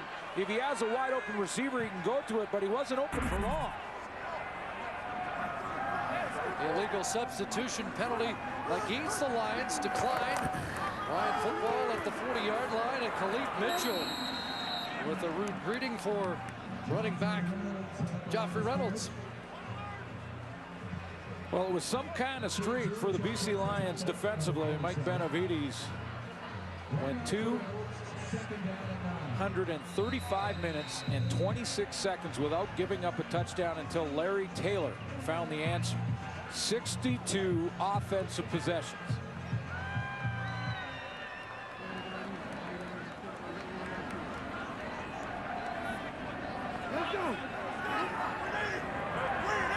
So 2nd and 9. Reynolds released from the backfield. Burris running out of time. Karan Williams. Oh, now Solomon Elamibian finally bring him down. Ball popped loose, I believe. Or did it? But the Lions are celebrating, and the Calgary offense hits to the sidelines. Well, Henry Burris almost pulled another one out of the hat here, as he, like in the first half, had to make a bunch of guys miss. I believe it was Karan Williams, the first who had a chance at him. He's working on a double team, keeps working, and then he breaks that tackle and runs straight into the form tackle of Solomon Elamibian, and he wasn't letting him go. 3rd sack for Elamibian in a huge year. And a block. Oh. And it's picked up. Adam Bighill. Touchdown. BC. Paris Jackson with the punt block. And the Lions have a special team touchdown. Well, a guy who has had nothing but frustrations in 2011, Paris Jackson, makes one of the biggest plays of the season for the Lions. Well, and good for Paris Jackson, because you're right, it's been a frustrating season for the Lion receiver, a guy who's had a couple of 1,000-yard seasons. And excuse me, it's Tim Kronk with the touchdown. Reserve fullback. But what a play by Paris Jackson, Chris, to come through like that and continue to play hard, even though it's been a frustrating season when he's watched a couple of young receivers. Who would have thought Paris Jackson would have a punt block before he'd have a catch? But that's a huge play for the Lions.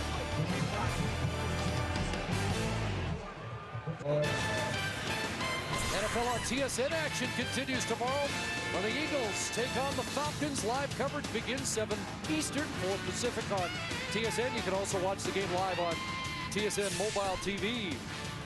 That's the class of 2004. Canadian Football Hall of Fame. Former BC Lion Louis Pasaglia in there. Cal Murphy, who was also an assistant on that Eskimo Dynasty team. Tim Kronk has his first touchdown in the Canadian Football League. That, by the way, the 3rd kick block this season in the league.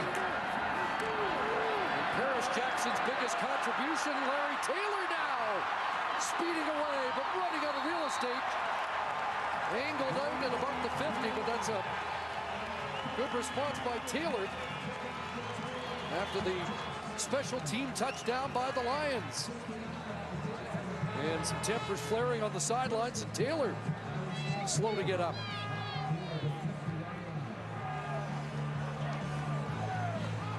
Was a nice answer for the Calgary Stampeders after the special teams play by Paris Jackson. And, you know, guy who's going through that tough year, and he's watching Sean Gore and these young receivers, Akeem Foster, step in and get all the reps offensively, and he has not had a catch for the BC Lions this year. A guy with a couple of 1,000-yard seasons in his resume, but he didn't quit, and he's not stopped playing hard, and he's getting a chance to play on the teams and contributing. That's a huge play for Paris Jackson to block that punt. Tim Crock, product of Bishops, another one of those Bishops. Geeters in the CFL, wide open, and they miss. Anthony Parker, and Henry Burris would love to have that one back. Anthony Parker could see his first ever Canadian Football League touchdown. Well, first of all, Henry Burris wanted the bottom of the play here, right here, and I think it's Dante Marsh who's going to jam him up down at the lower end. I believe that's Kenyon Rambo. He tried to do the double move there. That's not there, and then all of a sudden he has Anthony Parker wide open down the middle, and he has to reload it, and when he does, he misses him by about 2 yards.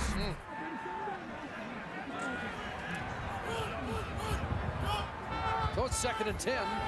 Who'd have thought Anthony Parker would have an interception before he had a touchdown in the Canadian Football League? They screen inside, and short gain. Kenyon Rambo was brought down immediately, and then another 2 and out with Karan Williams breaking up that play. So back-to-back 2 and outs.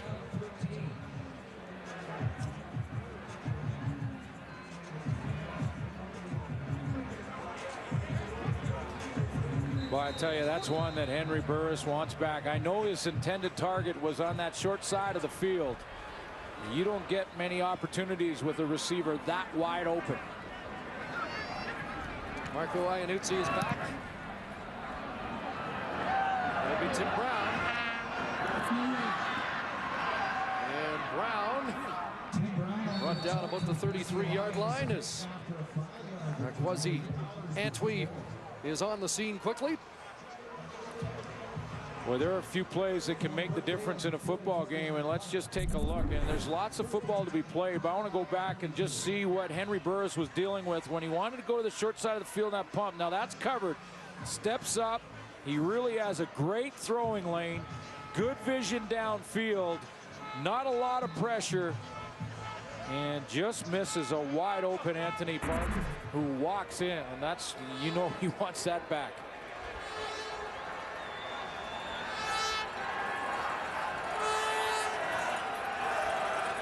So the Lions will start at their 32. Quick hitter, and as the ball dropped, yes, Nick Moore in traffic, unable to hold on with Jeff Tisdale there. And Nick Moore saw the hit coming. But I've been told by many coaches that for receivers, you're going to get hit whether you catch it or not. So you might as well catch it. Sounds simple. Nick Moore, part of an interesting ratio debate in BC, but extra import receiver, keeping Jamal Robertson on the sidelines.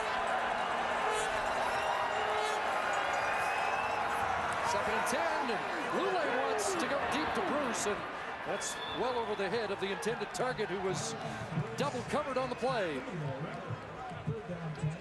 Juwan Simpson back in that coverage along with Jeff Tisdale, showing his range of middle linebacker.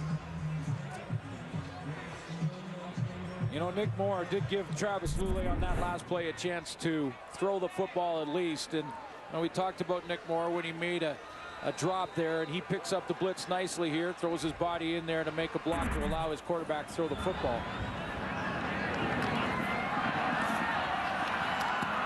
Larry Taylor into the game, and it's a good return by Keon Raymond, who seems to do just about everything for the Calgary Stampeders, and has a 20-yard return as Larry Taylor is not available. Hall of Fame weekend here in Calgary, and this is the widow of Gino Fracas, Leona Fracas. Gino Fracas in the builder category. University of Alberta, and then moved on to Windsor, where he made such an impact with the Windsor Lancers for over 20 years. And proud moment for Leona Fracas and the Fracas family, as Gino Fracas goes into the Hall of Fame. Flag down, ball in the flat, complete to Forzani, that is coming back.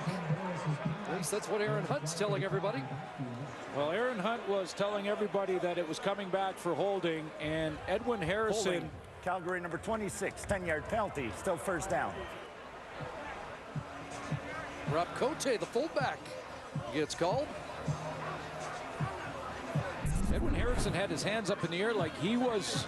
There's Hunt there. And the tight end is Rob Cote, the fullback. Now he's on Karan Williams, so I'm not sure. A little bit of a pull. Aaron's not just much. playing referee. I guess so. Usually the defensive lineman dictates. He's the guy that was held. By the way, Aaron Hunt with 7 sacks, leads defensive tackles in that category. And they've shut down the run here, haven't they? Yeah. And that's Aaron Hunt and Khalid Mitchell getting the job done. We're through 3 quarters.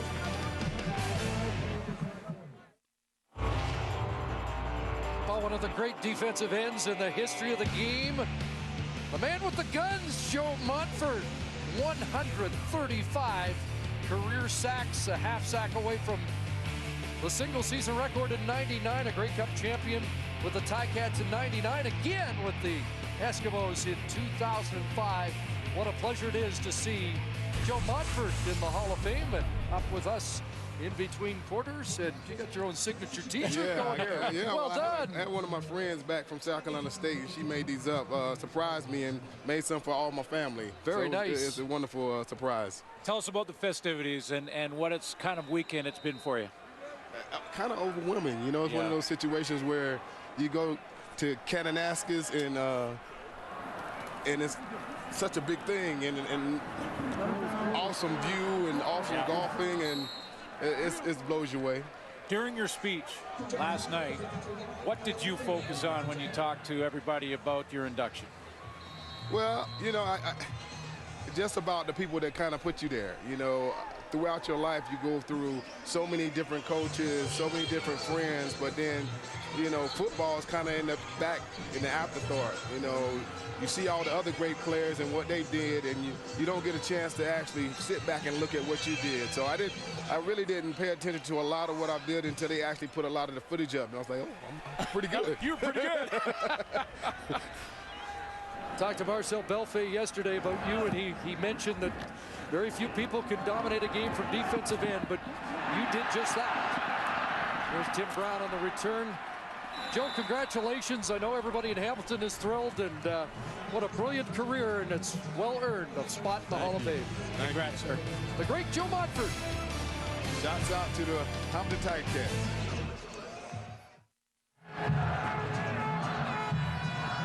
Well, the BC Lions take over in the first minute of this 4th quarter. They lead by 12, and they start inside their own 15-yard line. Still looks like Joe Montford can play, doesn't it? Oh, does it ever. And not just like, you know, when you talk to all retired players and they say, I can play for one play. I don't think so. I think Joe Montford could play an entire game. You know, a guy who redefined the position and just dominated, you know, in a game that is the ultimate team game. It's other than the quarterback, it's almost impossible for one player to absolutely dominate a game, especially on defense, and Joe Montford was one of those players. Marcel Belfay remembered a play against Saskatchewan when he tracked down Nealon Green, was able to knock down the pass, grab it, and run it in for a 40-yard touchdown. Joe saying he had 3 touchdowns in '99. Here's a screen to Andrew Harris. Yeah, that's a big first down for the Lions, who have been backed up a few times today, but able to get that critical first down to give them a little bit of a field position advantage. Execution excellent on this play. Travis Lulay will get it organized and get Andrew Harris out of the backfield, but I love the way the spacing is for the offensive line as they can come out there. Angus Reid is one of them. He's leading the way, and great spacing on the pickups so that Andrew Harris can just weave his way to first down territory. It's the 9th consecutive game that this offensive line has been intact, and they look like they're getting better by the week. 1st and 10. Back to Harris, trying the wide side, and he gets outside and has another first down. I mentioned early on when the BC Lions got off to such a shaky start out of the gate with 5 straight losses, they didn't involve the running game. Jacques Chapdelaine has changed that in their last 5 games. They've introduced the run. In their last 3, this football team has averaged 125 plus yards per game in the last 3 along the ground, and they've won all 3. They're just shy of 100 here at 96 yards so far with 12 minutes and 25 seconds to go. They've been over 106 of their last 7. Calgary held them to 42 yards rushing early in the season when that run game just wasn't working. That's working here. Here's another good game, but flagged down as Andrew Harris or Tim Brown busts away, and then he gets collared and more flags fly. Tim Brown doesn't know there's a flag back near the line of scrimmage. I think this is going to go against the BC Lions. That one. The later one seemed to happen on the tackle. They'll call Malik Jackson on a face mask, and he disagrees. And the initial call going against the Lions, we believe.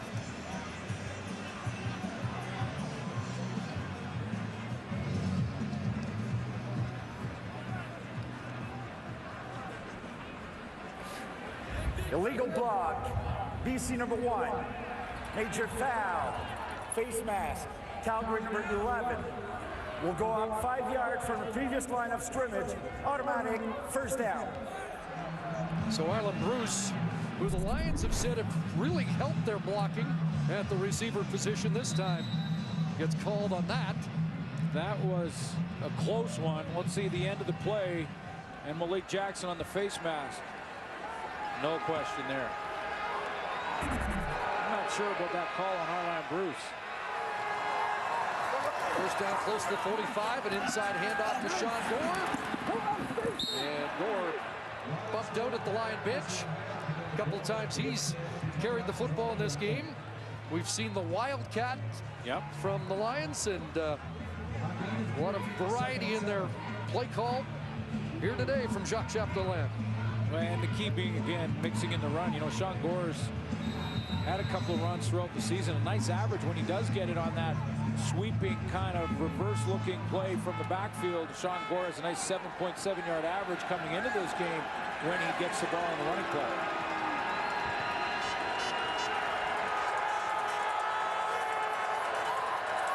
Oh, they jumped offside. They're going to stop play. Thought Lulay might have got a free play there, but Morley on the safety blitz was ahead of the snap count. Along with Juwan Simpson. I'm not sure if it wasn't Demetrius Morley that pulled his middle linebacker with him, because it looked like they were both in that neutral zone. Calgary number 31, 5-yard penalty, still second down. So that'll open the playbook for Chapdelaine. 2nd and 2 now.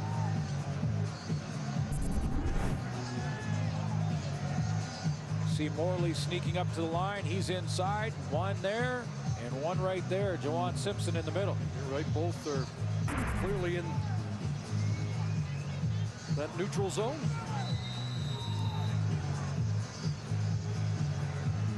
Ten rookies dressed for the Calgary Stampeders, including Demetrius Morley.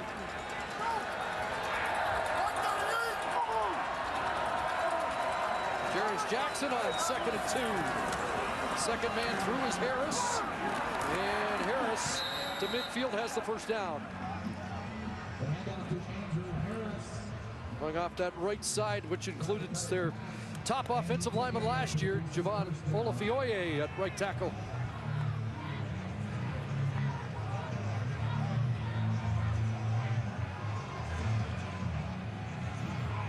Lions only looking ahead, but you can't help but think where they'd be if they hadn't taken the month of July and half of August off. Well, when they made the shakeup on defense, that's really turned their season. And the acquisition of Arland Bruce has helped offensively. And their quarterback continues to mature. Here's Olay looking for Simon, and he missed him by a stride. That time it was G-Roy Simon loose in behind coverage. You know, and this is about ball placement. You remember when Henry Burris missed Anthony Parker down the middle? He put that ball on a rope. This one, Travis Lulay is going to put air under this football. And it's about the placement of the ball, though, and allowing G-Roy Simon to run to it. He's open when he breaks through here. Stop it now, guys. He wants to place that ball out here and let him run to it. He puts it over the opposite shoulder in behind him, and now G-Roy Simon's just too difficult to adjust back that direction. 2nd and 10.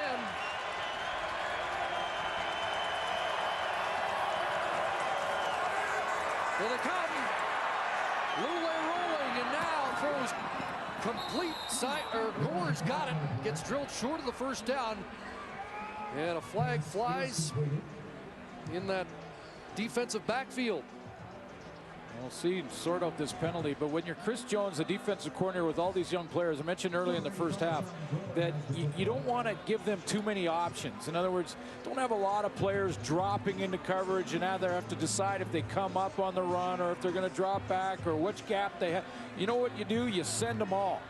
And that's been the game plan all game long. And I'm not sure there was anyone back in coverage. Being thrown, illegal contact on the receiver, Calgary number 3, 10-yard penalty, first down. That's the corner, Greg Fassett, called on the play. It's another first down for the BC Lions. This drive starting back inside their 15 and now setting up the 9th play. That was the last play, and how many guys were on the line of scrimmage, and all of them came on the blitz.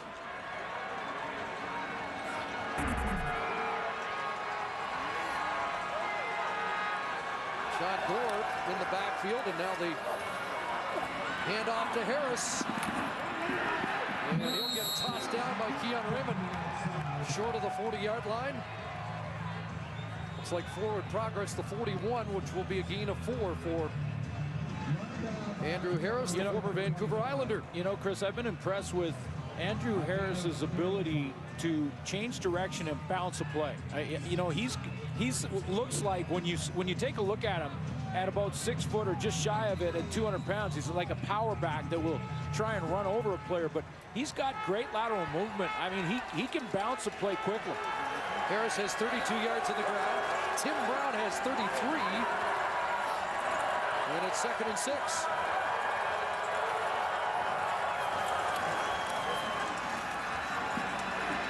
Protection, Arland Bruce underneath. He's got a first down.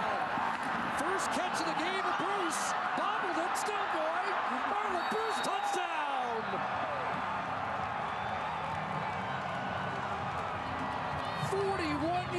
yards. Arland Bruce, first catch of the game. And his 4th touchdown as a BC Lion. And as of 4 games ago, the BC Lions got a couple of superheroes in their lineup. Superman in 81, Spider-Man in #1. First catch for Arland Bruce. He has to weave through the traffic and does the rest after he catches it. Broken tackle there, almost lost the handle, and then broke another tackle and fought Brandon Smith into the end zone. What a drive, 96 yards. Ending in spectacular fashion, and Bruce pose at the end. 11 plays. Extra point from McCallum as the Lions are in control.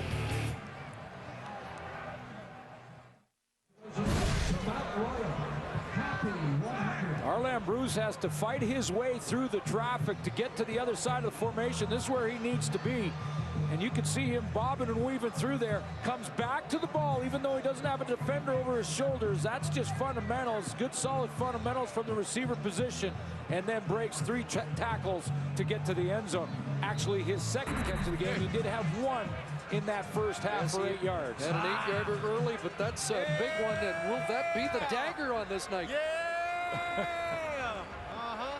It's real. Actually, more catches for the Lions than any other BC receiver in the last 3 weeks. Here's John Cornish, and he gets tattooed at the 35. Let's join Jermaine with another special guest. Thanks, Chris. Joining us now is Ken Lehman, 4-time All-Canadian as a linebacker with the Ottawa Rough Riders and a 2-time Grey Cup champion. You've patiently waited for the induction, and how does it feel? What was this weekend like for you? Well, it's really exciting. It's nice to be remembered, and it kind of brings back some old memories of some of the big games, especially the 68 Grey Cup against Calgary, and it was very good. This weekend is kind of a double special moment in the fact that your nephew was inducted as well, and Chris Flynn told me yesterday that you were a major reason why he got involved with football. What's that like for you? Well, that's exciting, you know. I know he was a very good hockey player, but when I got in football, and we were kind of in the same family there, he switched over to football, and he ended up doing very well at St. Mary's, you know. So. Thanks for your time, Ken. I appreciate this, and congratulations. Thanks very much. Well, I was an Ottawa Rough Rider fan back then, and it's a treat to see Ken Lehman go into the Hall of Fame. Talked to Bob Obilovich, an old teammate, about him, and he compared him. He said, you know, very much like Soupy Campbell, who was the next middle linebacker in, and another Ottawa Rough Rider middle linebacker that went to the Hall of Fame. Ken Lehman a little quieter than Soupy, but think about that Ottawa defense. Gene Gaines, Hall of Famer, Bob Obilovich, Don Southern, who is here, Hall of Famer as well. Shenley Award winner for Outstanding Lineman in '68. 2-time Grey Cup champion in '68 and '69, and played in '72 for the BC Lions. And while we were interviewing Ken Lehman, the offside call against the Lions brings BC back to kick off again. A 19-point lead with under 8 minutes to go, as the Lions try to extend their win streak to 4 and get to within a game of 500. Look out, Cornish fumbled with the football. Who's got it? Is that Tim Kronk at the bottom of the pile? Another turnover, though, by Calgary, and the Lions do have the football. Well, we had the Edmonton Eskimos on Friday night, and you talk about that helmet with the horns that are the big hits and the special teams players. The BC Lions have a big sledgehammer, and Kronk might get it. I think he got that fumble recovery. Let's see if it's Marco Iannuzzi, the Calgary product, who delivered the hit. Let's take a look at, who makes the hit. It is Iannuzzi. And then 40 Kronk, who falls on the football. A couple of the young guys. 2 rookies combining for another big turnover. So Kronk with a couple of fumble recoveries. Iannuzzi, who had an interception last week. And the BC Lions really can take a stranglehold on this one now. Andrew Harris with another good run on first down. How about next week? Lions and the Rough Riders in Saskatchewan. And both the Rough Riders, Torrey Davis is in some difficulty, and he's going to need some help from Pat Clayton. And this Calgary defense has been beaten up in recent weeks with injuries. And while they attend to Torrey Davis, will step out here at McMahon.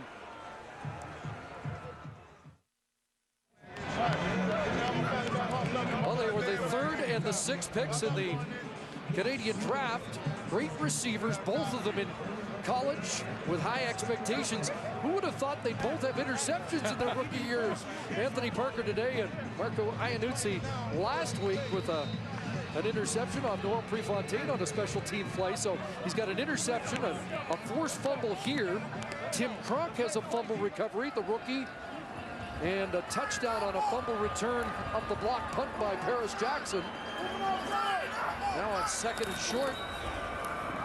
A fake by Jarius Jackson. Going to put it up top. And they didn't fool the Calgary secondary that time as the play broken up intended for G. Roy Simon. Keon Raymond back there. Little play action. G. Roy Simons to the right of your screen here. Just hoping that the defensive backfield takes a play off on short yardage.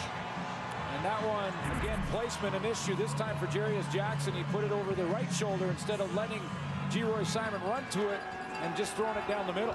Don't know if Brandon Smith takes any plays off, does he? No, not one. The 3rd and 1.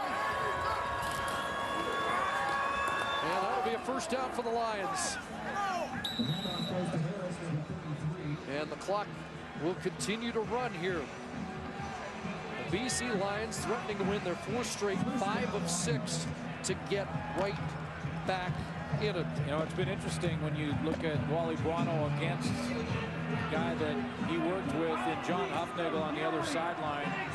Wally Buono, when John Huffnagel first arrived in Calgary, had all kinds of difficulty beating Huffnagel. He went 8 straight without beating John Huffnagel, and then last year in their last 2 of the season against Calgary finally found the answer and beat him 2 straight. Of course, Calgary won the game 1 of the series this year. But threatening to win 3 in a row here at McMahon. Lule rolling, keeping, and then hitting the deck. With Keon Raymond bearing down on him. That time they made it look like it was going to be Wildcat. In fact, it was just a shotgun snap to Lule. And tried to get sort of a shovel action out of it with running backs Jamal Lee coming out as well as Tim Brown. So they were coming under, but they were covered. So again, Travis Lule with that ball security and hanging on to the football, not forcing it if he doesn't like it. He'll take the 2 yards, go down, not take the hit, and line up and play again. Numbers have been modest today, still under 200 yards, but the Lions are getting contributions from special teams, stingy defense, and they have a lead with under 5 minutes to go, and Drew Tate warming up for Calgary on the sidelines. Well, I think with all the changes defensively for the Calgary Stampeders, you have to think that John Huffnagel was counting on his offense to try and win the day and keep pace with the BC Lion offensive unit, try and just score with them. If not, run away with it offensively. That didn't happen. This defense playing too well of late for the BC Lions. 19-point lead. And surprisingly, they're not going to try a 37-yard field goal here. Wally Buono sends the punt team out. There is a wind in the face of the BC Lions right now, but it doesn't look all that strong. I think though 3 points would be a 22-point lead, 3 touchdowns. They're going to play field position instead. And that ball knocked down inside the 10-yard line.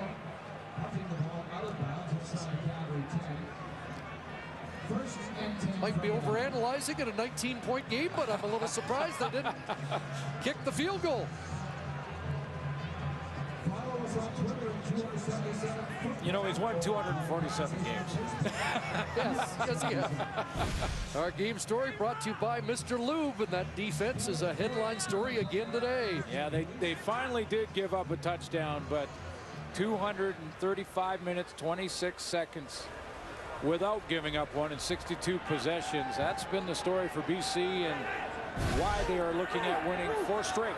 So Drew Tate is in, pumping downfield. Look out, he's got an open man. Johnny Forzani, and he bobbled the ball, and Brian Phillips caught up to bring him down.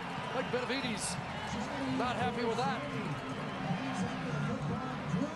Well, he's not. He felt like his deep player, I believe it was Ryan Phillips, but he felt like the deep player was influenced here. He wasn't happy, even though this game is pretty well in hand for the BC Lions. There is still time left, and Mike Benavides did not like the play of the secondary there. 37-yard play. Here's Tate.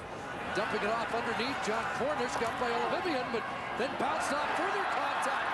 And a great play by Cornish, and he's still going. Inside the 15, John Cornish finally cut down at the 3-yard line.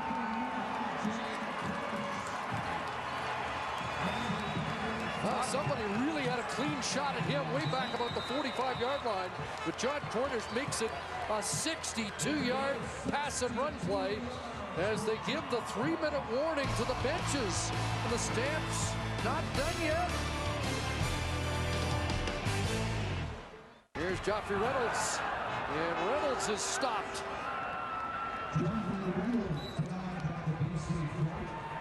What a spark from Drew Tate. Stepped on the field.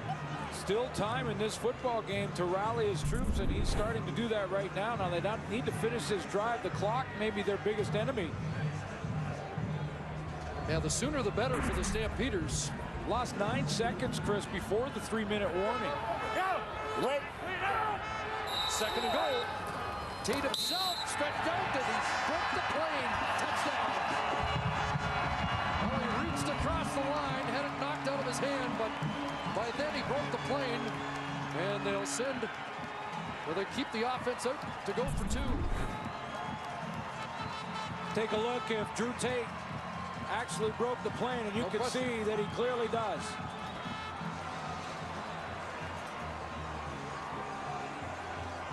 Four plays, 101 yards, and the Stampeders still have some life.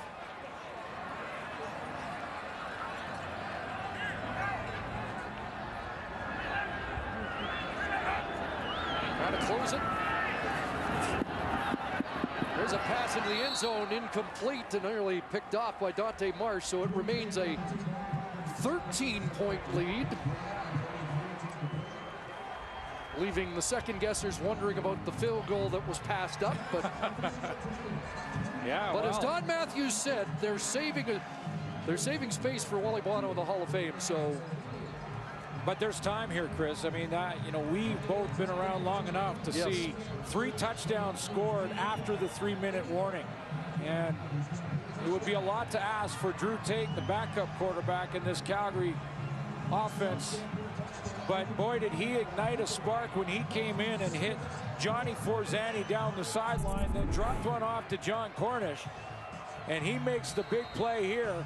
That's the one that gets him down to the doorstep, and one of the best tacklers, if not the best tackler in the CFL, and Solomon Elamimian is the first guy that John Cornish will make miss right at the point of attack there. Runs through a couple of would-be tacklers by the BC Lions and sets up that touchdown, and there is still time. Probably the first game in this run for BC where you haven't said, boy, 56 has been a dominant player on defense.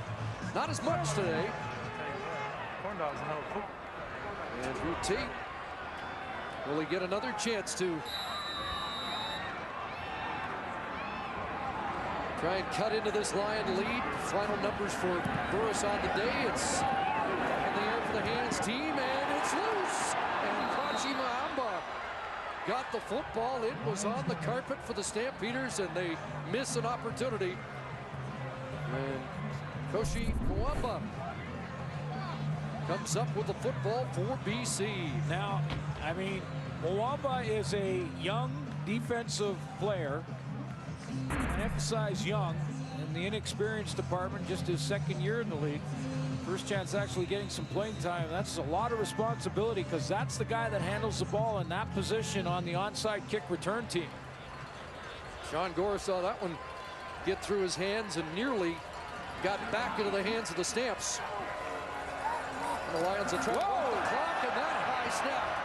Lula gets outside, and he's going to turn it into a little bit of a gain, and that was almost near disaster. And well, the Lions have to get recomposed here. Angus Reid usually very reliable in that department.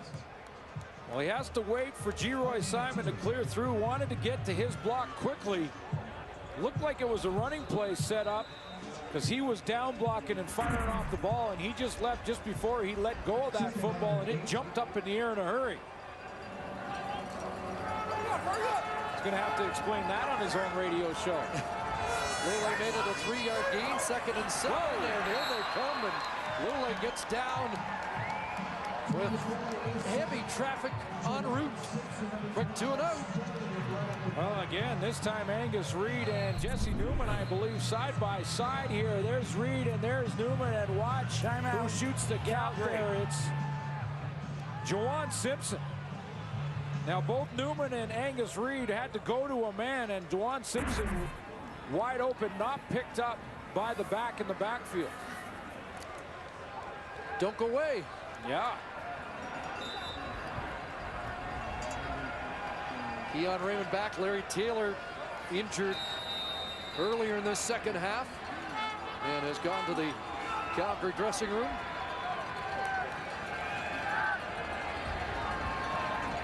Paul McCallum, low kick, and that bouncing not very deep.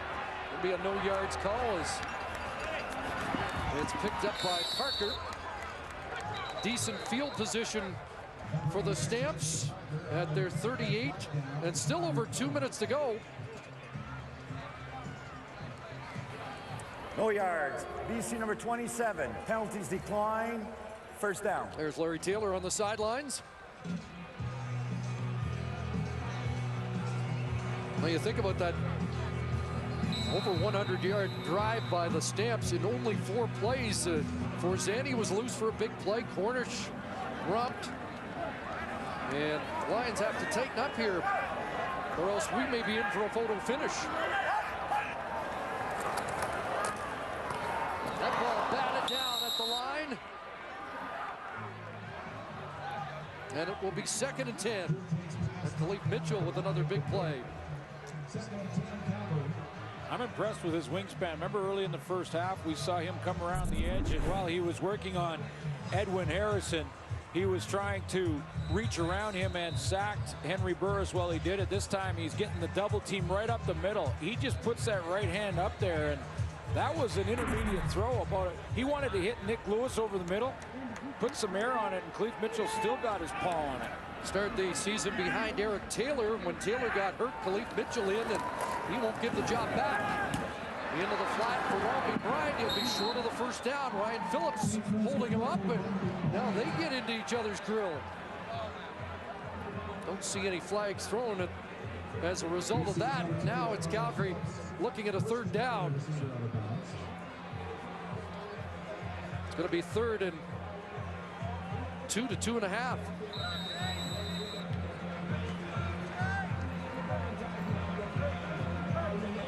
So any Stampeder comeback on the line right now.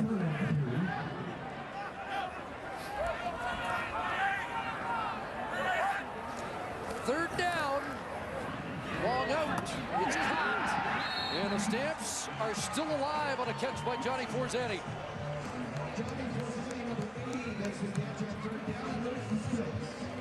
And they have to get in and out of the huddle now. Drew Tate is going to have to get this hurry-up offense rolling. Trying to get as many plays called as he can. Now the clock won't start until they get going here, but because Forzani went out of bounds. But Drew Tate's want to call a couple of plays in the huddle if he can, and then call him on the line of scrimmage and get going here.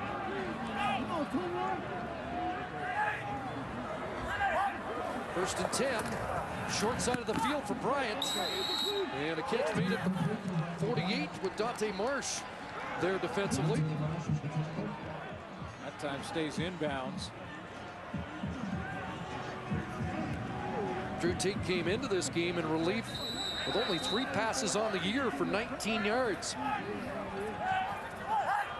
5 for 7 so far. Long out, and that's overthrown, intended for Forzani. And Ferris Jackson, who's made one of the biggest plays of the day on the sidelines with a grab. But that punt block really broke this one open, didn't it? Yeah, it did.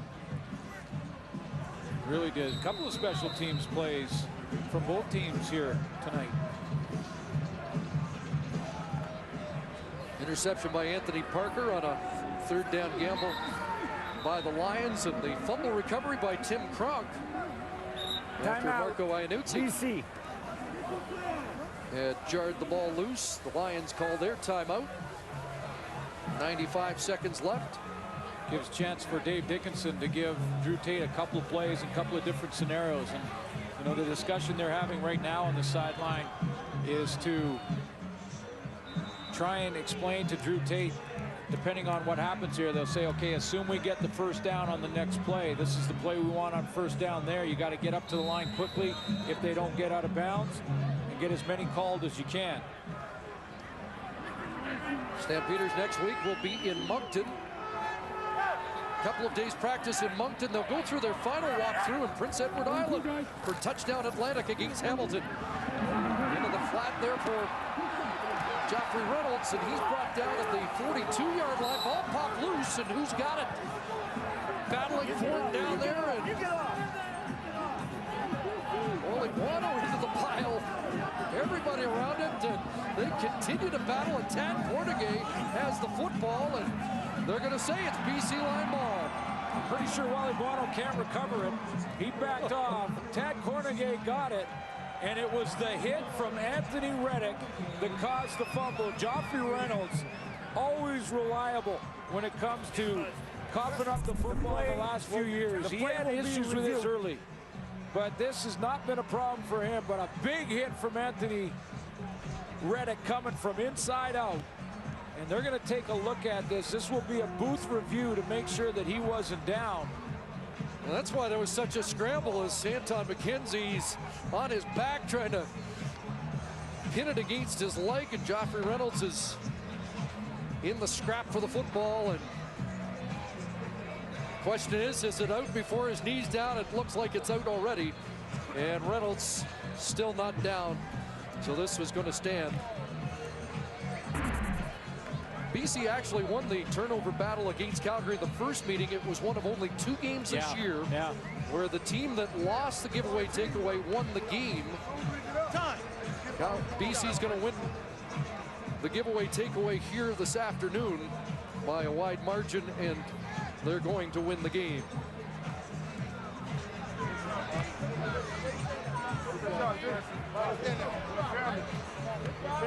Great victory. Get ready for next week. Review. The ruling on the field is confirmed. It will be first down, BC. So 84 seconds on the clock. The Calgary Stampeders were -3 coming into the game. They're now -6, which is a surprising stat for an elite team in this league. 6 more giveaways than takeaways on the season, and now BC is +4 in that category.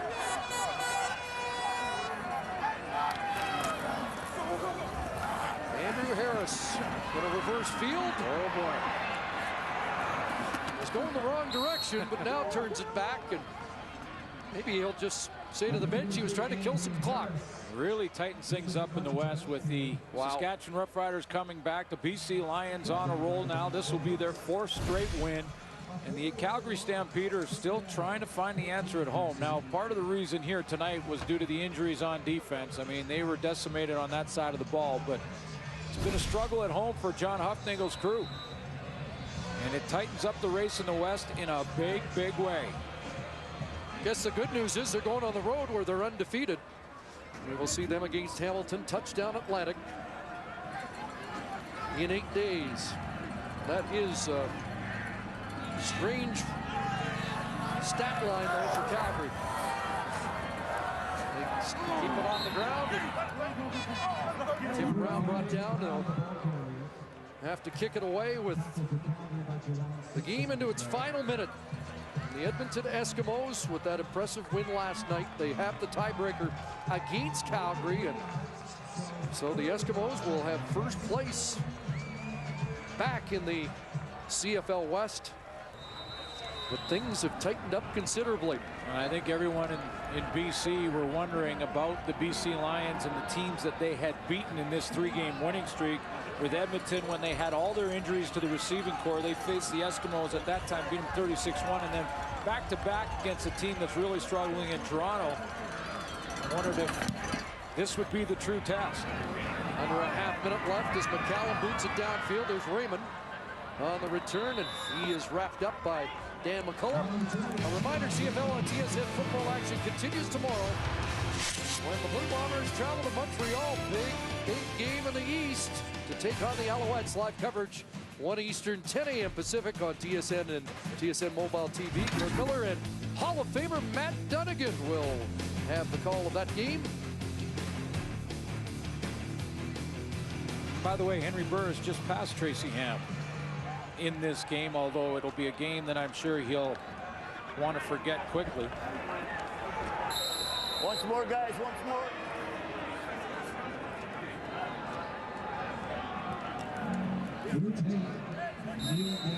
Well, an unusual sight here as we watch the team trailing, killing the clock. You know what? And I don't think this is a wrong idea.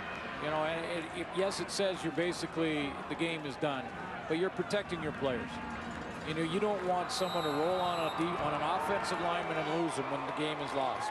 Well, the West getting much more interesting after wins by Saskatchewan and BC today. The Lions are rolling. They've won 4 straight and now within a game of 500. With a big tilt against the Rough Riders next week. Again, Calgary heads to Touchdown Atlantic as they move back into a first-place tie in the CFL West. 32-19 the final. So long from McMahon. Sports Center is next.